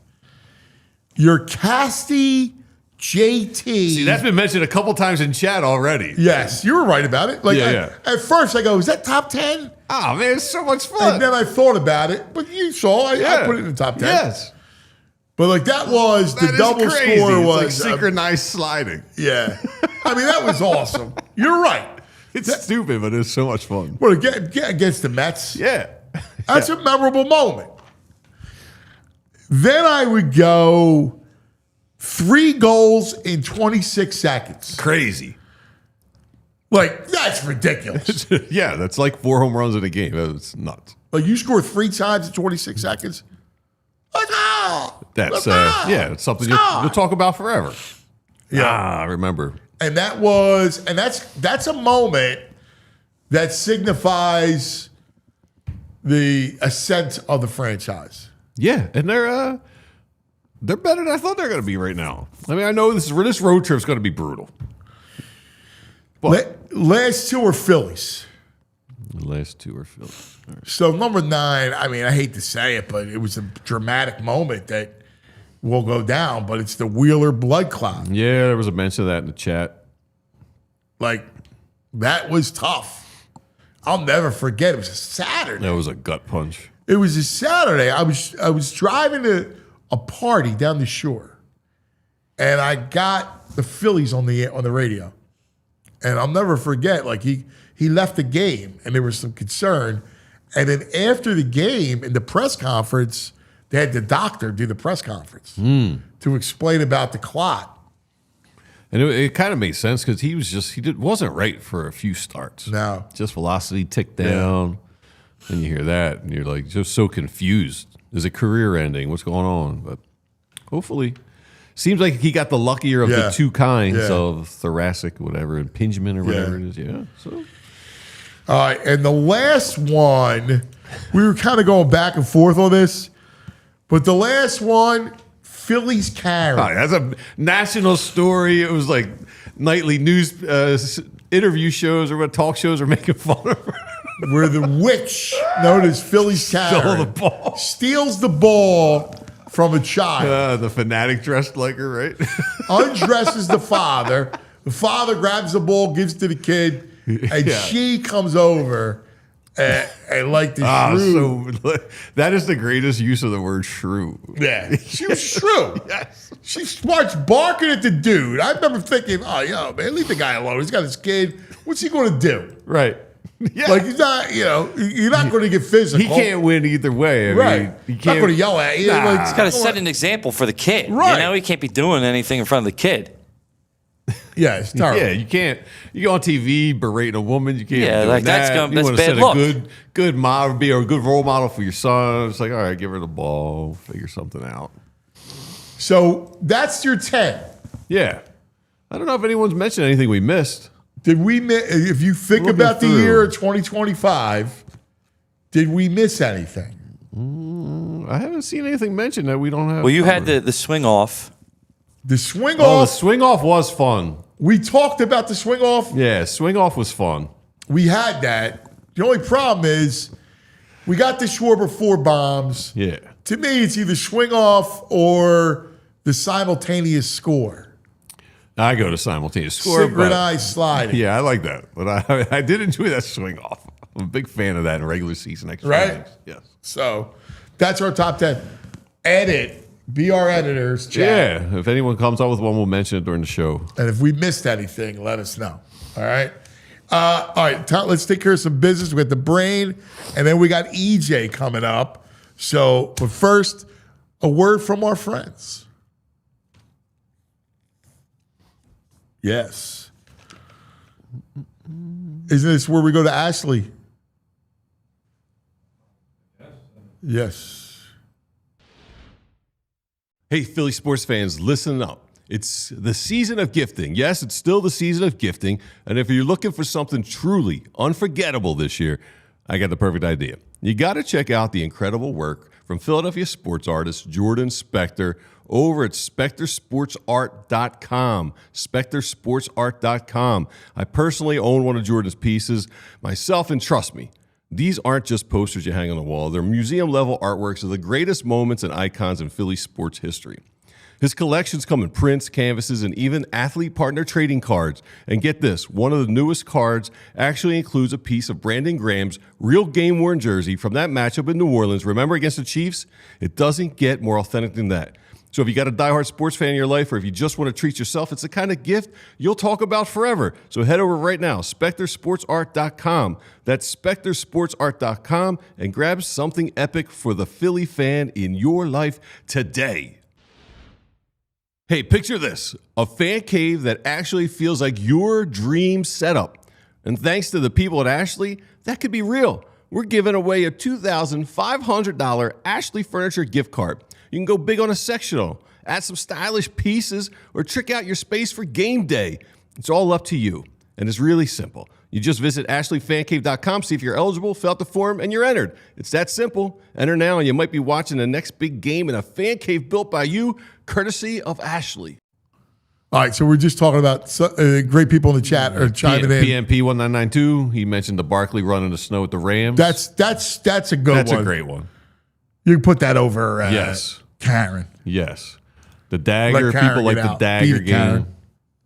I still like Cameron. Yeah, the hurdle was in 2024. I see a lot of people talking about the hurdle. The hurdles last year and the dagger. You already got one play from that game. You need one play. You can't have two plays from the same game, even the Super Bowl. No double dipping? Because you could also say, like, the Jalen Carter face smash of Patrick Mahomes in that game was also. Yeah, to me, it's the Cooper. Like, that encompasses everything.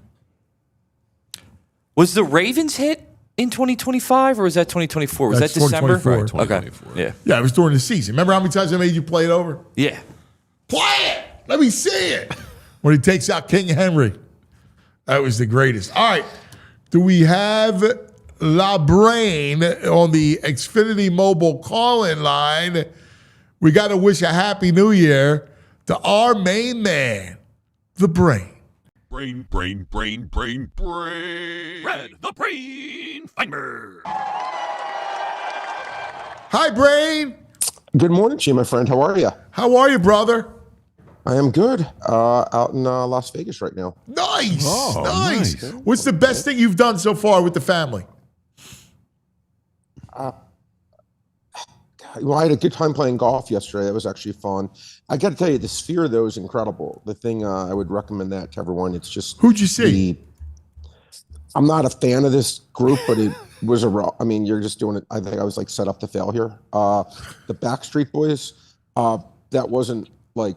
That was just kind of what was there, but it had nothing to do with that. I just loved the stuff that was around. It could have been me singing, and I would have liked it. It was really that impressive, no joke. That's awesome, man. Yeah, it was Brain, fun. while you're out there, have you seen these Lucky Box vending machines? Is that the cards or something? You can win. It's like $280. You win a card or a jersey, and you don't know what you're getting. It could be a great card and a great jersey, or a clunker. Really? It sounds No, I like haven't seen something that. you should gamble upon. Yeah, well, I mean, deal or no deal, right? I know I've not seen that. That actually was pretty funny, interesting concept. I'm curious. I forget how what people- casino it is. I'll find out what casino it's at. Yeah, Yeah, that looked I did cool. not. I've not seen that. I've not. It was like seen you get a jersey or You can pick what you want. A or card or a autographed. jersey. Yeah. I got it. It's funny. I'm changing topic. Yeah, well, it sounds pretty interesting. But I guess your question. My brother told me this, and I'm not sure if he was exaggerating. I got to ask you if you heard.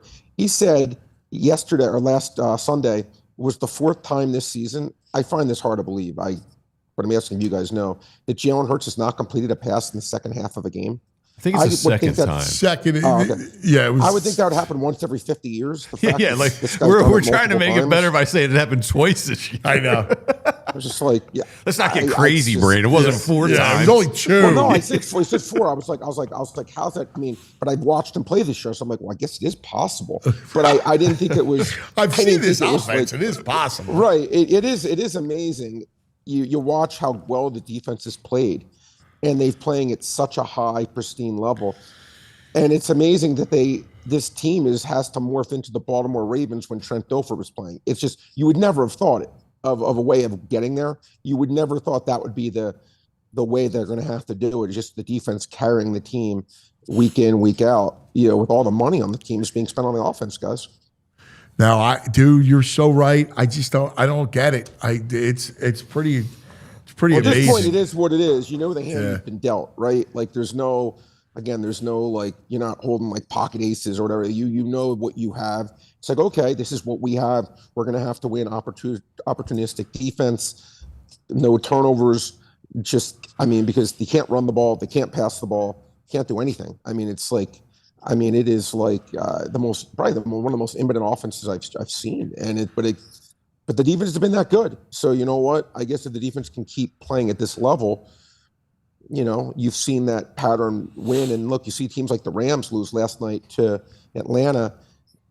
Seattle, who I've been a big fan of, their offense has really gone down the toilet. I don't think Chicago's any good. I don't think San Francisco. No one's that good. So that's the thing where you say to yourself, every team has huge flaws.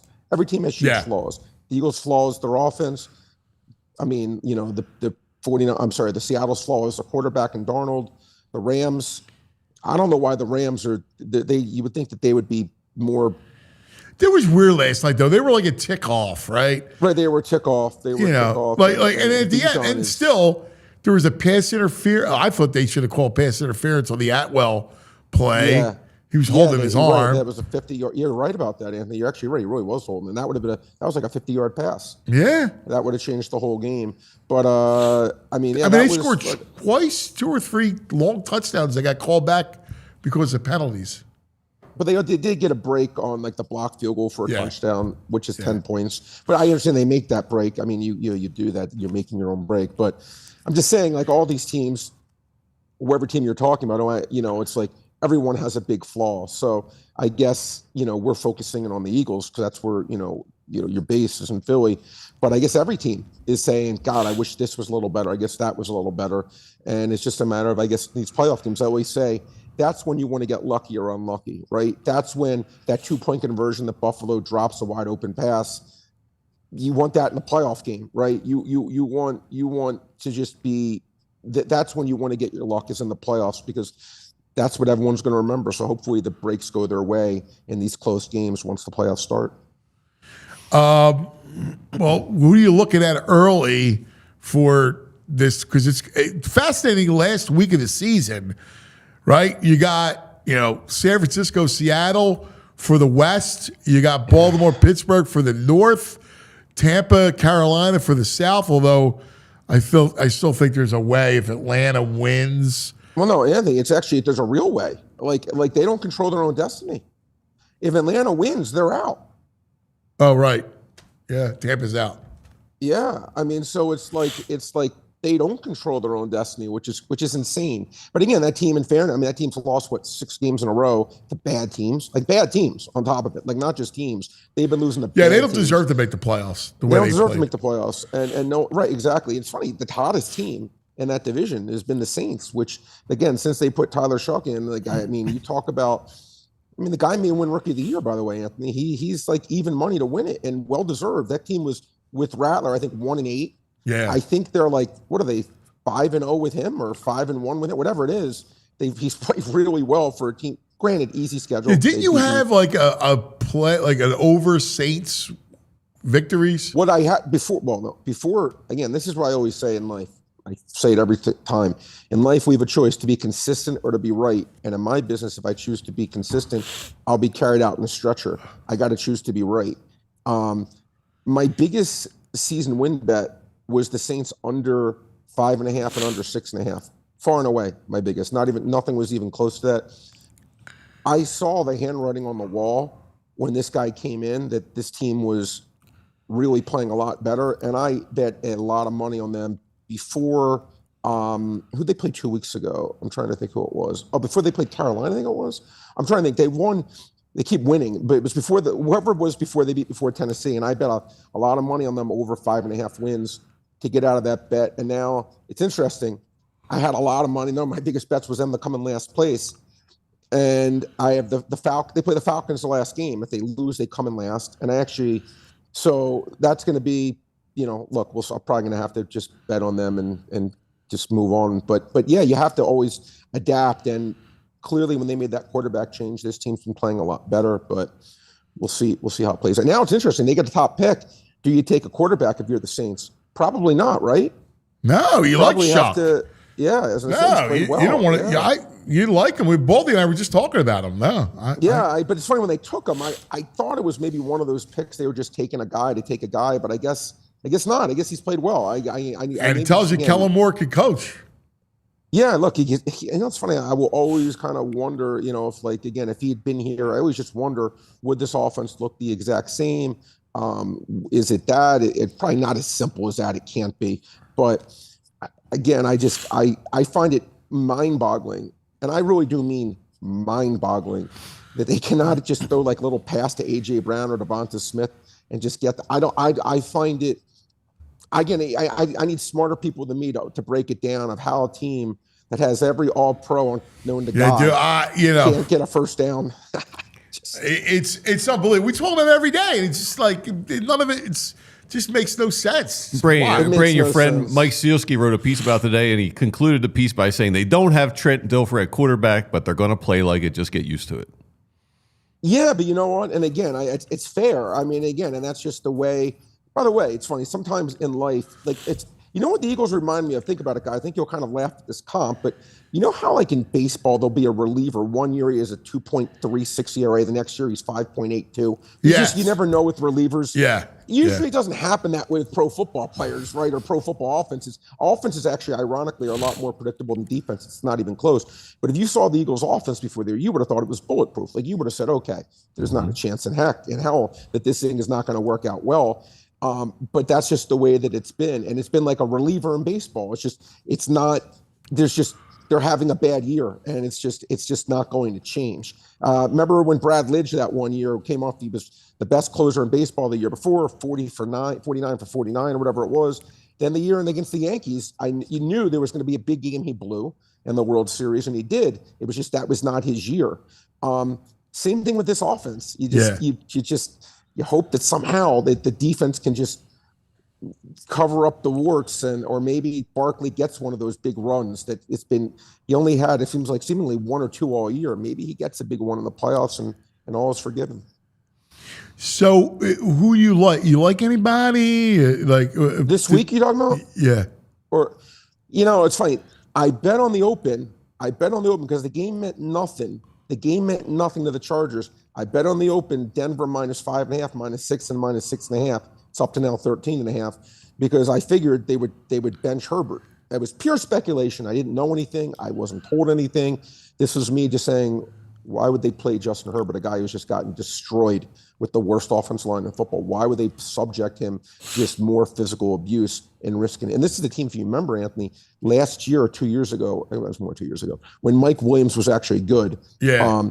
They played him in a game that I remember that, and he was kind of banged up, and he tore something, and he missed the playoff game, and they lost to Jacksonville in like a crazy comeback. And Mike Williams was hurt, so I figured that they would go the route of not taking a chance like that with Herbert. Eagles laying 7.5, kind of like, look, they're, question, look, how much are they going to play to play these guys? We'll see. The big game is Seattle versus San Francisco, and that line sitting right around a pick, guys, right around a pick. That's the biggest game of the entire season, right? I mean, it really is for the number one seed. San Francisco, give them credit. I give Brock Purdy credit, Anthony, because I know me and you, I admit this. I said I thought Mac Jones was playing better than him. I give Purdy credit. He's come back these last 4 games. I will say he's probably been the best quarterback in the NFL. I don't think I'm even exaggerating. Yeah. I think he's been that good. He's been phenomenal. Like, forget good. He's been superb. And, this is a team, and you want to talk about a great coach. You want to talk about a team that overcame injuries that had no business overcoming injuries. It's this team. I mean, and they've done it. The defense is obviously a little shaky, but the offense has been spectacular. Seattle has a great defense. Darnold has not played well really the last month. Tough game to me. I think it's been really close. I always say this.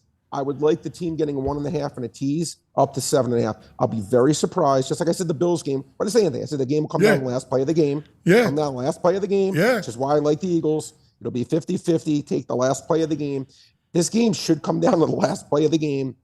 Give me a teaser up to 7.5 with whoever closes the favorite. I'll take the other side in the teaser because that game should be really tight.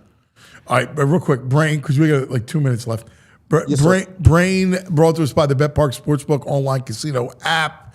Brain, college, who do you like? Yeah. The 4 games. The one game I love is Ohio State against Miami.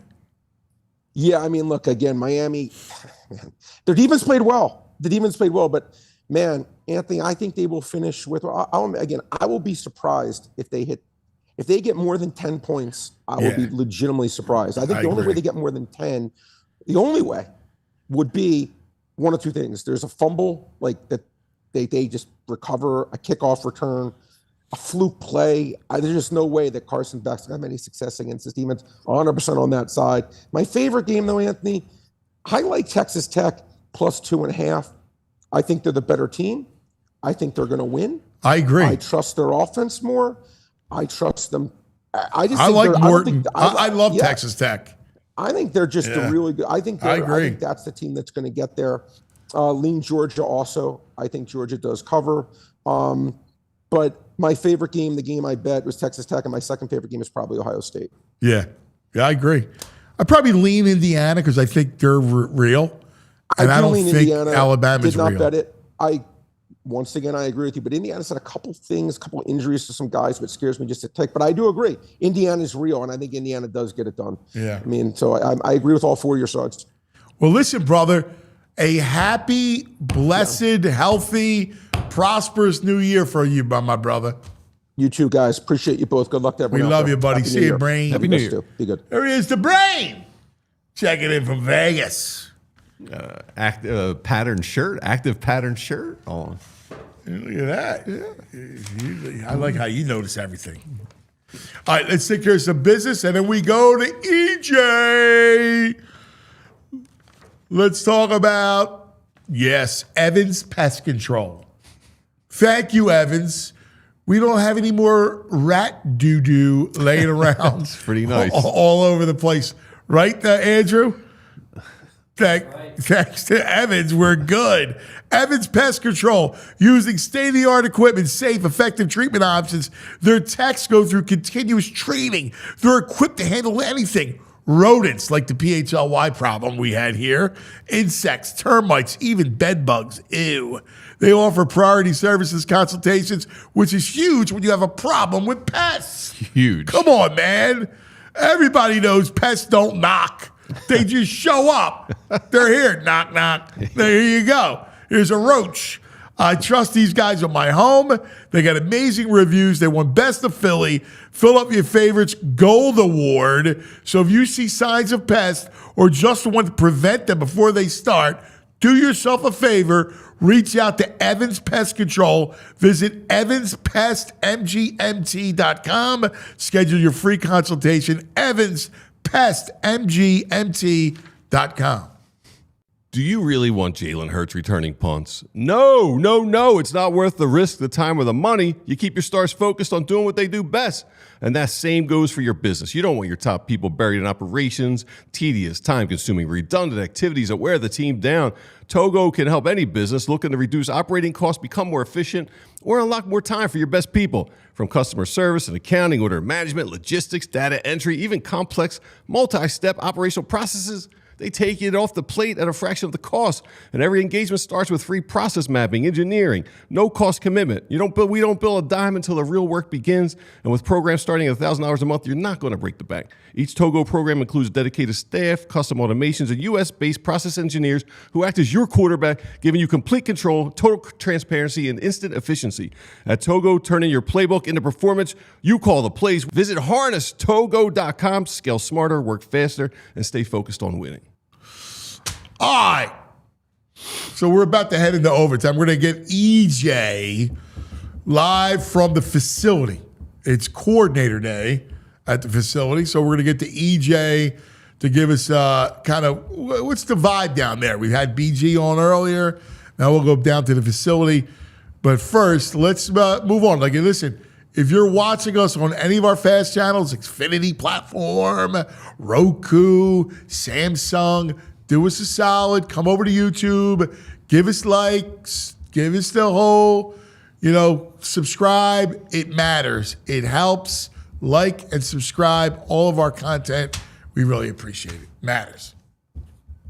OT in the city. Now, on the Xfinity mobile call-in line, yes, we love them. EJ Smith.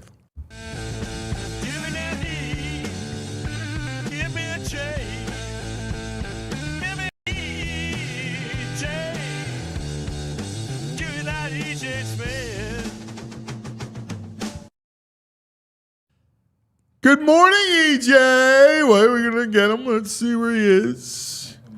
As we go to South Philadelphia. He's probably in the parking lot. It's cold outside. Freezing. The So wind don't is do your hit outside. Nah, I'm upstairs. I'm upstairs today. It's too cold out there. Yeah, it's bad out today. Yeah, it's nasty out there. So. Yeah. Go see my boy Dom, would you? Give him a hug for me. Yeah. No, I'll probably be seeing him maybe about a half hour from now, depending on if he shows for coordinators. Yeah, my man. All right. So the news, give me some news. Like, what are you feeling? First of all, looks like they're going to play, right? You got to play the Packers. Like, that's what number one, you need Green Bay. Yeah, I think that there's definitely a heavy incentive to try and get the 2 seed. I still want to. I think Nick Sirianni said yesterday that they understand the benefit of of getting those guys rest too. So I think that it's a tough decision. I know where you stand on it, but I think that it is there's a lot to consider there. But to your point, like you watch those NFC, you watched the 49ers last night. You've seen the NFC West teams, or sorry, the Rams last night. You see these NFC West teams, and you would like to avoid them if possible for that first round of the playoffs. I mean, you got to pray that Detroit can go into Chicago and win, limp it in as they are. Thin line. Now, like my buddy Vinny brought this up, and he was right about the interior part of the line, and Baldy said it too. Look, when you're stuck and you got Jerkins to play, he's playing, and Landon. I mean, they apparently. I mean, they just need a break. Do you rest those guys? I was going to say maybe you get them out for a series or two. And I'm not saying you scoreboard watch because that can be a dangerous game, but no, maybe you get those guys a couple of series. Especially there's also players who have incentives and just guys who want to make sure that they keep their start streak alive and everything. So maybe you get them out there for a couple series in that first quarter, and then you try to pull those guys back. And yeah, anyone with any remote, even a minor injury, you think this is an opportunity to rest him because you could be below full strength and still beat this Washington team. I mean, we'll see if Marcus Mariota is even available, but if you told me that Tanner McKee played most of this game, I still think that they got a good chance to win. Yeah, I mean, if they pull out the starters like up the middle, they got to pull Jalen Hurts, right? I mean, this is a Commanders team that wouldn't mind taking Jalen Hurts' knee out, and I feel like if you're going to rest some offensive linemen, you got to rest Jalen Hurts. Yeah, just like this is the conversation that we're having at the NovaCare complex. I'm sure over my shoulder here in the other building, the building that's a little bit nicer than this building, they're having all these conversations too. I think that is, a big part of it is whether or not you put Jalen out there, what you want the offensive line to look like. I think you're right, VG, that it's usually a package deal. But again, I do think that there's a good argument on both sides. And the only thing I don't agree with is this idea that like the Eagles offense, this will be a chance for them to build some momentum going into the postseason. I mean, we've seen that backfire before. I think that it has a chance to backfire. So I don't know if you do it for positive momentum, but I do think that there's a chance you give those guys just a series or two, almost like a preseason game, just to go through the motions there. Do you think like into the equation is if we put Tanner McKee out there and he puts up 28 points, do we want to deal with that drama going into the playoffs? Do you think that's part of the equation that they think about? Nah. I mean, you're not going to make a change. Come on. No matter how good the offense looks, nobody's making a change. Thing they need right now. Nobody's doing that. I mean, yeah, I don't think it's something that they're going to talk about like upstairs. I mean, obviously Jalen said after the game, he'd welcome the opportunity to play, or I think he said he'd embrace the opportunity to play this game. So I think he probably would like to be out there, but again, it's a decision. He also acknowledged it's a decision that gets made over his head. So what have you gleaned from Sunday's second half? Like, we know how great the defense is, right? So we know. But what in the world was that in the second half? Yeah, after the game, like Nick Sirianni talked about how that it wasn't a conservative approach, but I do think we have enough evidence to say that the Eagles, when they get into these game states where they've got a lead against a really good team, they have a tendency to prioritize limiting mistakes, avoiding turnovers, and just trying to make it, trying to manage the game for the second half. And I think you saw that with some of the run-pass ratios, some of those splits, and really the disadvantageous spots they put themselves in third down. I think what stood out to me, two things. First, Nick Sirianni talked about his role in how the offense operates, and said that, he felt like he needed to get them into some favorable looks, into some calls that they wanted to have called. He talked about how effective the play action game was in the first half and really the last couple of weeks, and how, he knows what the first play call is on every series. He said that he should have been helping Kevin Patullo get to some of those play action calls, which I found interesting and telling from Nick. The other thing that stood out to me, really, in the way that Kevin Patullo did call the game, is that they still are holding on to this notion that they're this team where if you have a 2-score lead in the fourth quarter, you can just kind of take the air out of the ball. You can just dominate up front and just have those 4-minute drill type drives where all of a sudden it turns into a 10-minute drill. I mean, that's not this team. We've been saying it for months. That is not. Last year's run game is not coming through that door, and I think it is moderately concerning that they're going into the postseason still holding on to that possibility that they'll be able to run the ball the way they did last year. So I think that the play action game is going to have to be a big part of it for them. And I think Nick saying it is really telling about where they're at offensively, that this is kind of where they need to be, how they need to operate. So what can be fixed from it? Baldy and I were just talking about this. You're watching play action everywhere, right? It's the basis of the Niners. It's the basis of the Rams. It's the basis of the Bears, right? And they completed one play down the field off of play action with Jalen under center.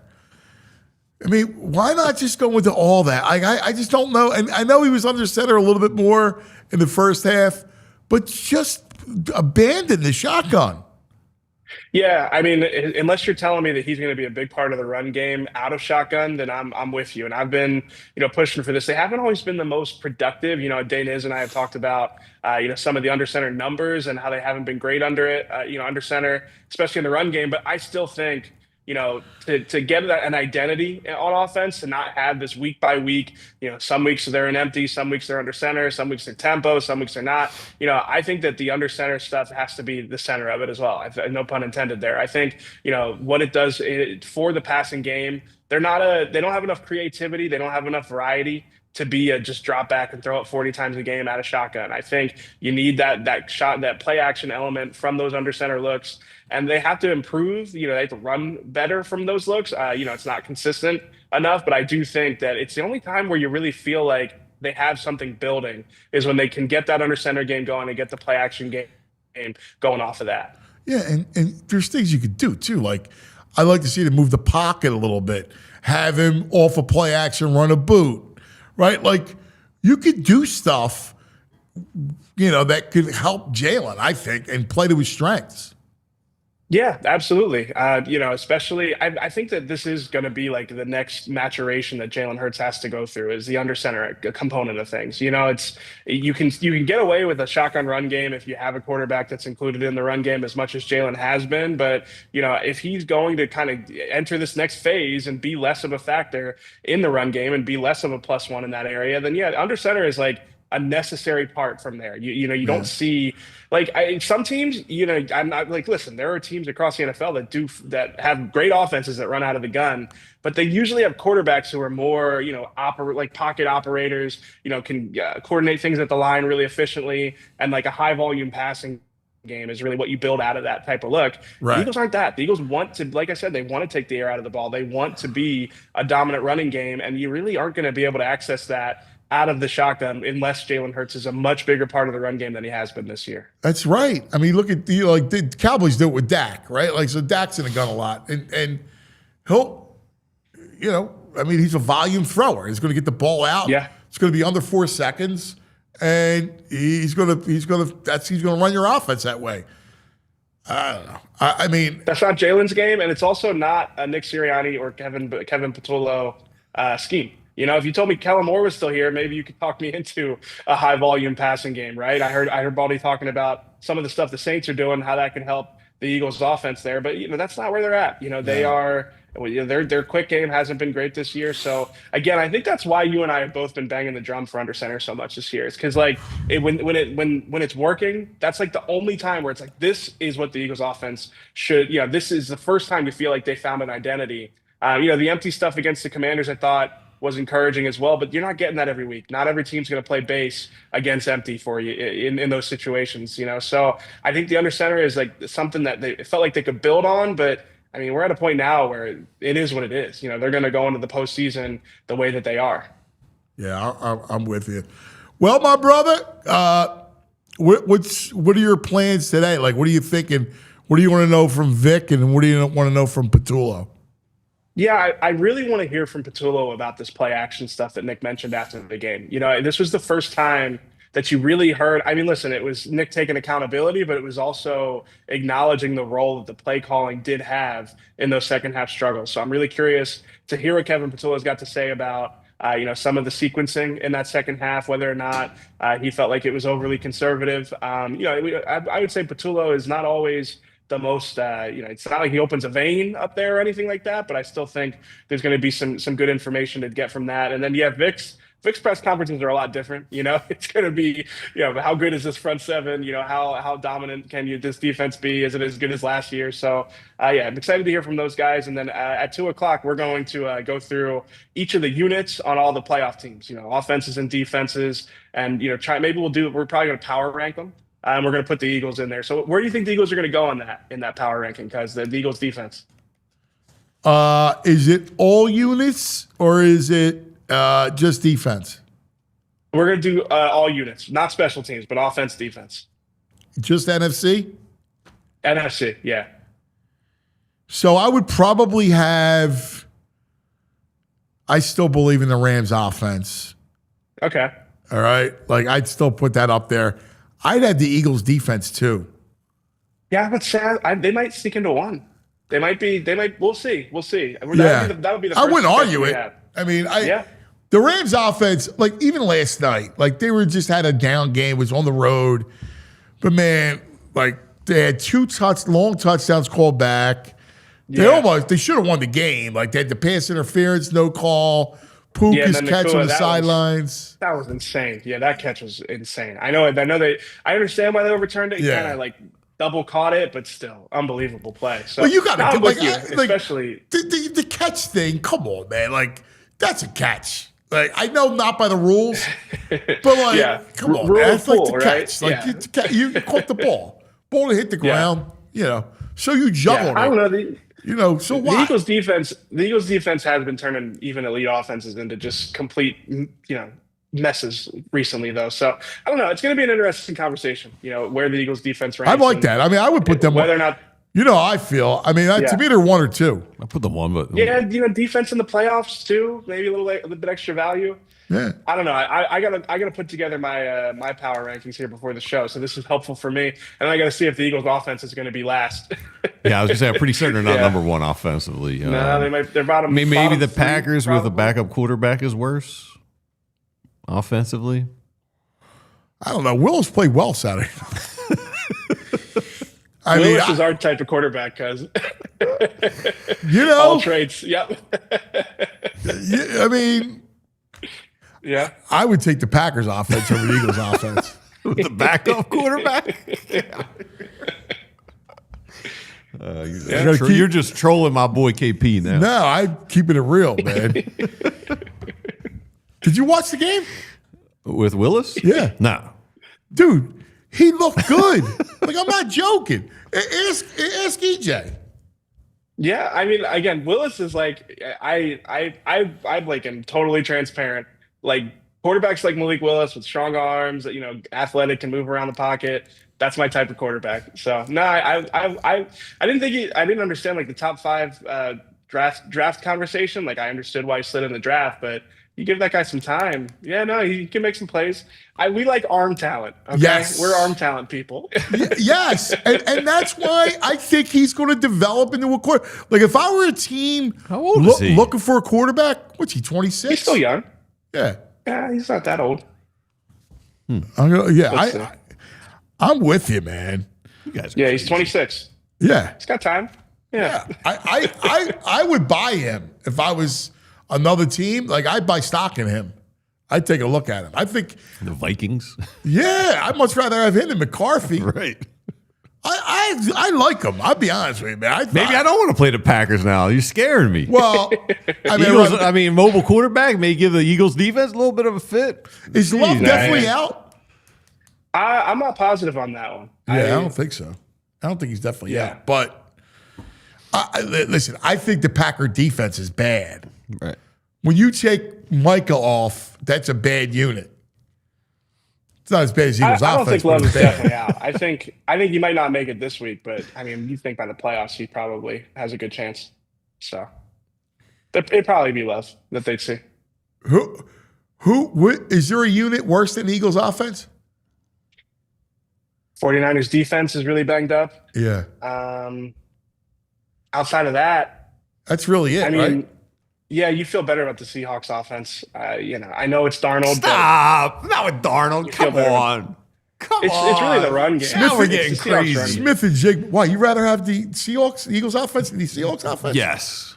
Really? I don't know about that. I can't buy into Darnold. Oh, well, the real ones, the Panthers on both sides. You take the Eagles. Yeah. But still, it's probably bottom 4, bottom 3 Eagles offense. Yeah. In the whole league. Yeah, what's I'm saying? Like you're mocking the Seattle offense because I got a winner. I got a Super Bowl MVP quarterback. Come on, Sam Darnold. Stop. When's the last time they went? It's not about that. It is. Their offense works. It's about everything else. It works now. Wait till a high pressure game in the playoffs. Darnold stinks. I don't like Darnold either. But you can't argue the success of their offense. Yeah, we saw it with Minnesota. And he folds like Carson Wentz. He's just tired. Come on. Come on, Darnold. Listen, a lot of things I'm afraid of in this world and life, and Darnold's not one of them. Darnold either, but my point, Smith and Jigba is ridiculous. Sure, but Darnold's got to get him the ball. He's the best receiver in the game. Can't throw it to himself. Anyway, I look forward to that conversation, EJ. Yeah, I'm about to say this has been fun. This is good for me. It helps me kind of organize my thoughts because once Bo gets going, it's going to be chaos on the show. So. Loopy Tuesday. Yeah, he's the great. You're right. It's going to be chaos. Yep. Love it. Yep. Thanks, my brother. We love you. Happy New Year. All right. Yep. Happy New Year, guys. Talk soon.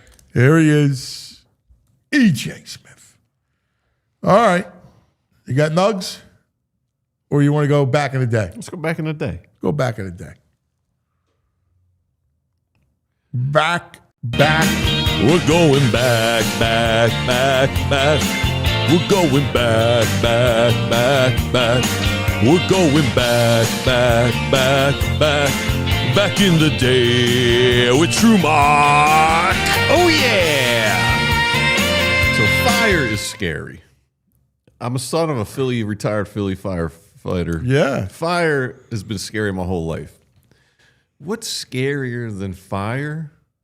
How about invisible fire that you can't see? What? While it's burning you. In 1981 at the Indy 500, Rick Mears went into a pit stop. And apparently methanol burns almost translucent in daylight. He's on fire. Pit people are on fire. They're all jumping around, and they're just spraying foam everywhere trying to put this methanol fire out. Oh, my God. That's horrible. Dude, it's crazy. Very easily. Look, they're on fire. Mears got second-degree burns. He's trying to get out of the car. He's on fire. They're just throwing foam everywhere. Waving his hand. There's Mears. Oh, it's horrible. Dude, there's actual fire going on right now, and you just can't see it. Oh, my God. That's scary. He's still not getting that man. Oh, my God. It's horrible. I've never even heard of invisible I've never fire. seen this before. No. Wow. He said it was in his face. He could inhale it. He could feel the flames as he was breathing in. Oh, it's He just couldn't horrible. see it. Yeah. Oh, my. How long was he in the hospital for? I don't think, because he had second degrees. So, yeah, I don't think he was hospitalized. Invisible flames. That's wild, That's right? terrifying. That is terrifying. More terrifying than you missed yesterday. You could mail kids through the postage system up until 1920. Stop. I don't even want to hear about that. Eddie Wright, That shouldn't give me be the real. Rams. I want all the smoke. I want all the smoke. Come on, Eddie. Stop. Stop. Listen. You're looking at a Eagles Rams defense. team with a backup tackle and a backup guard last night. No Devontae Adams. Yeah. Stop. Yeah, no, I feel you. All right. That's going to do it for us, everybody. Have a great day. We love you. Happy New Year. Happy New Year. See you on 2nd Street.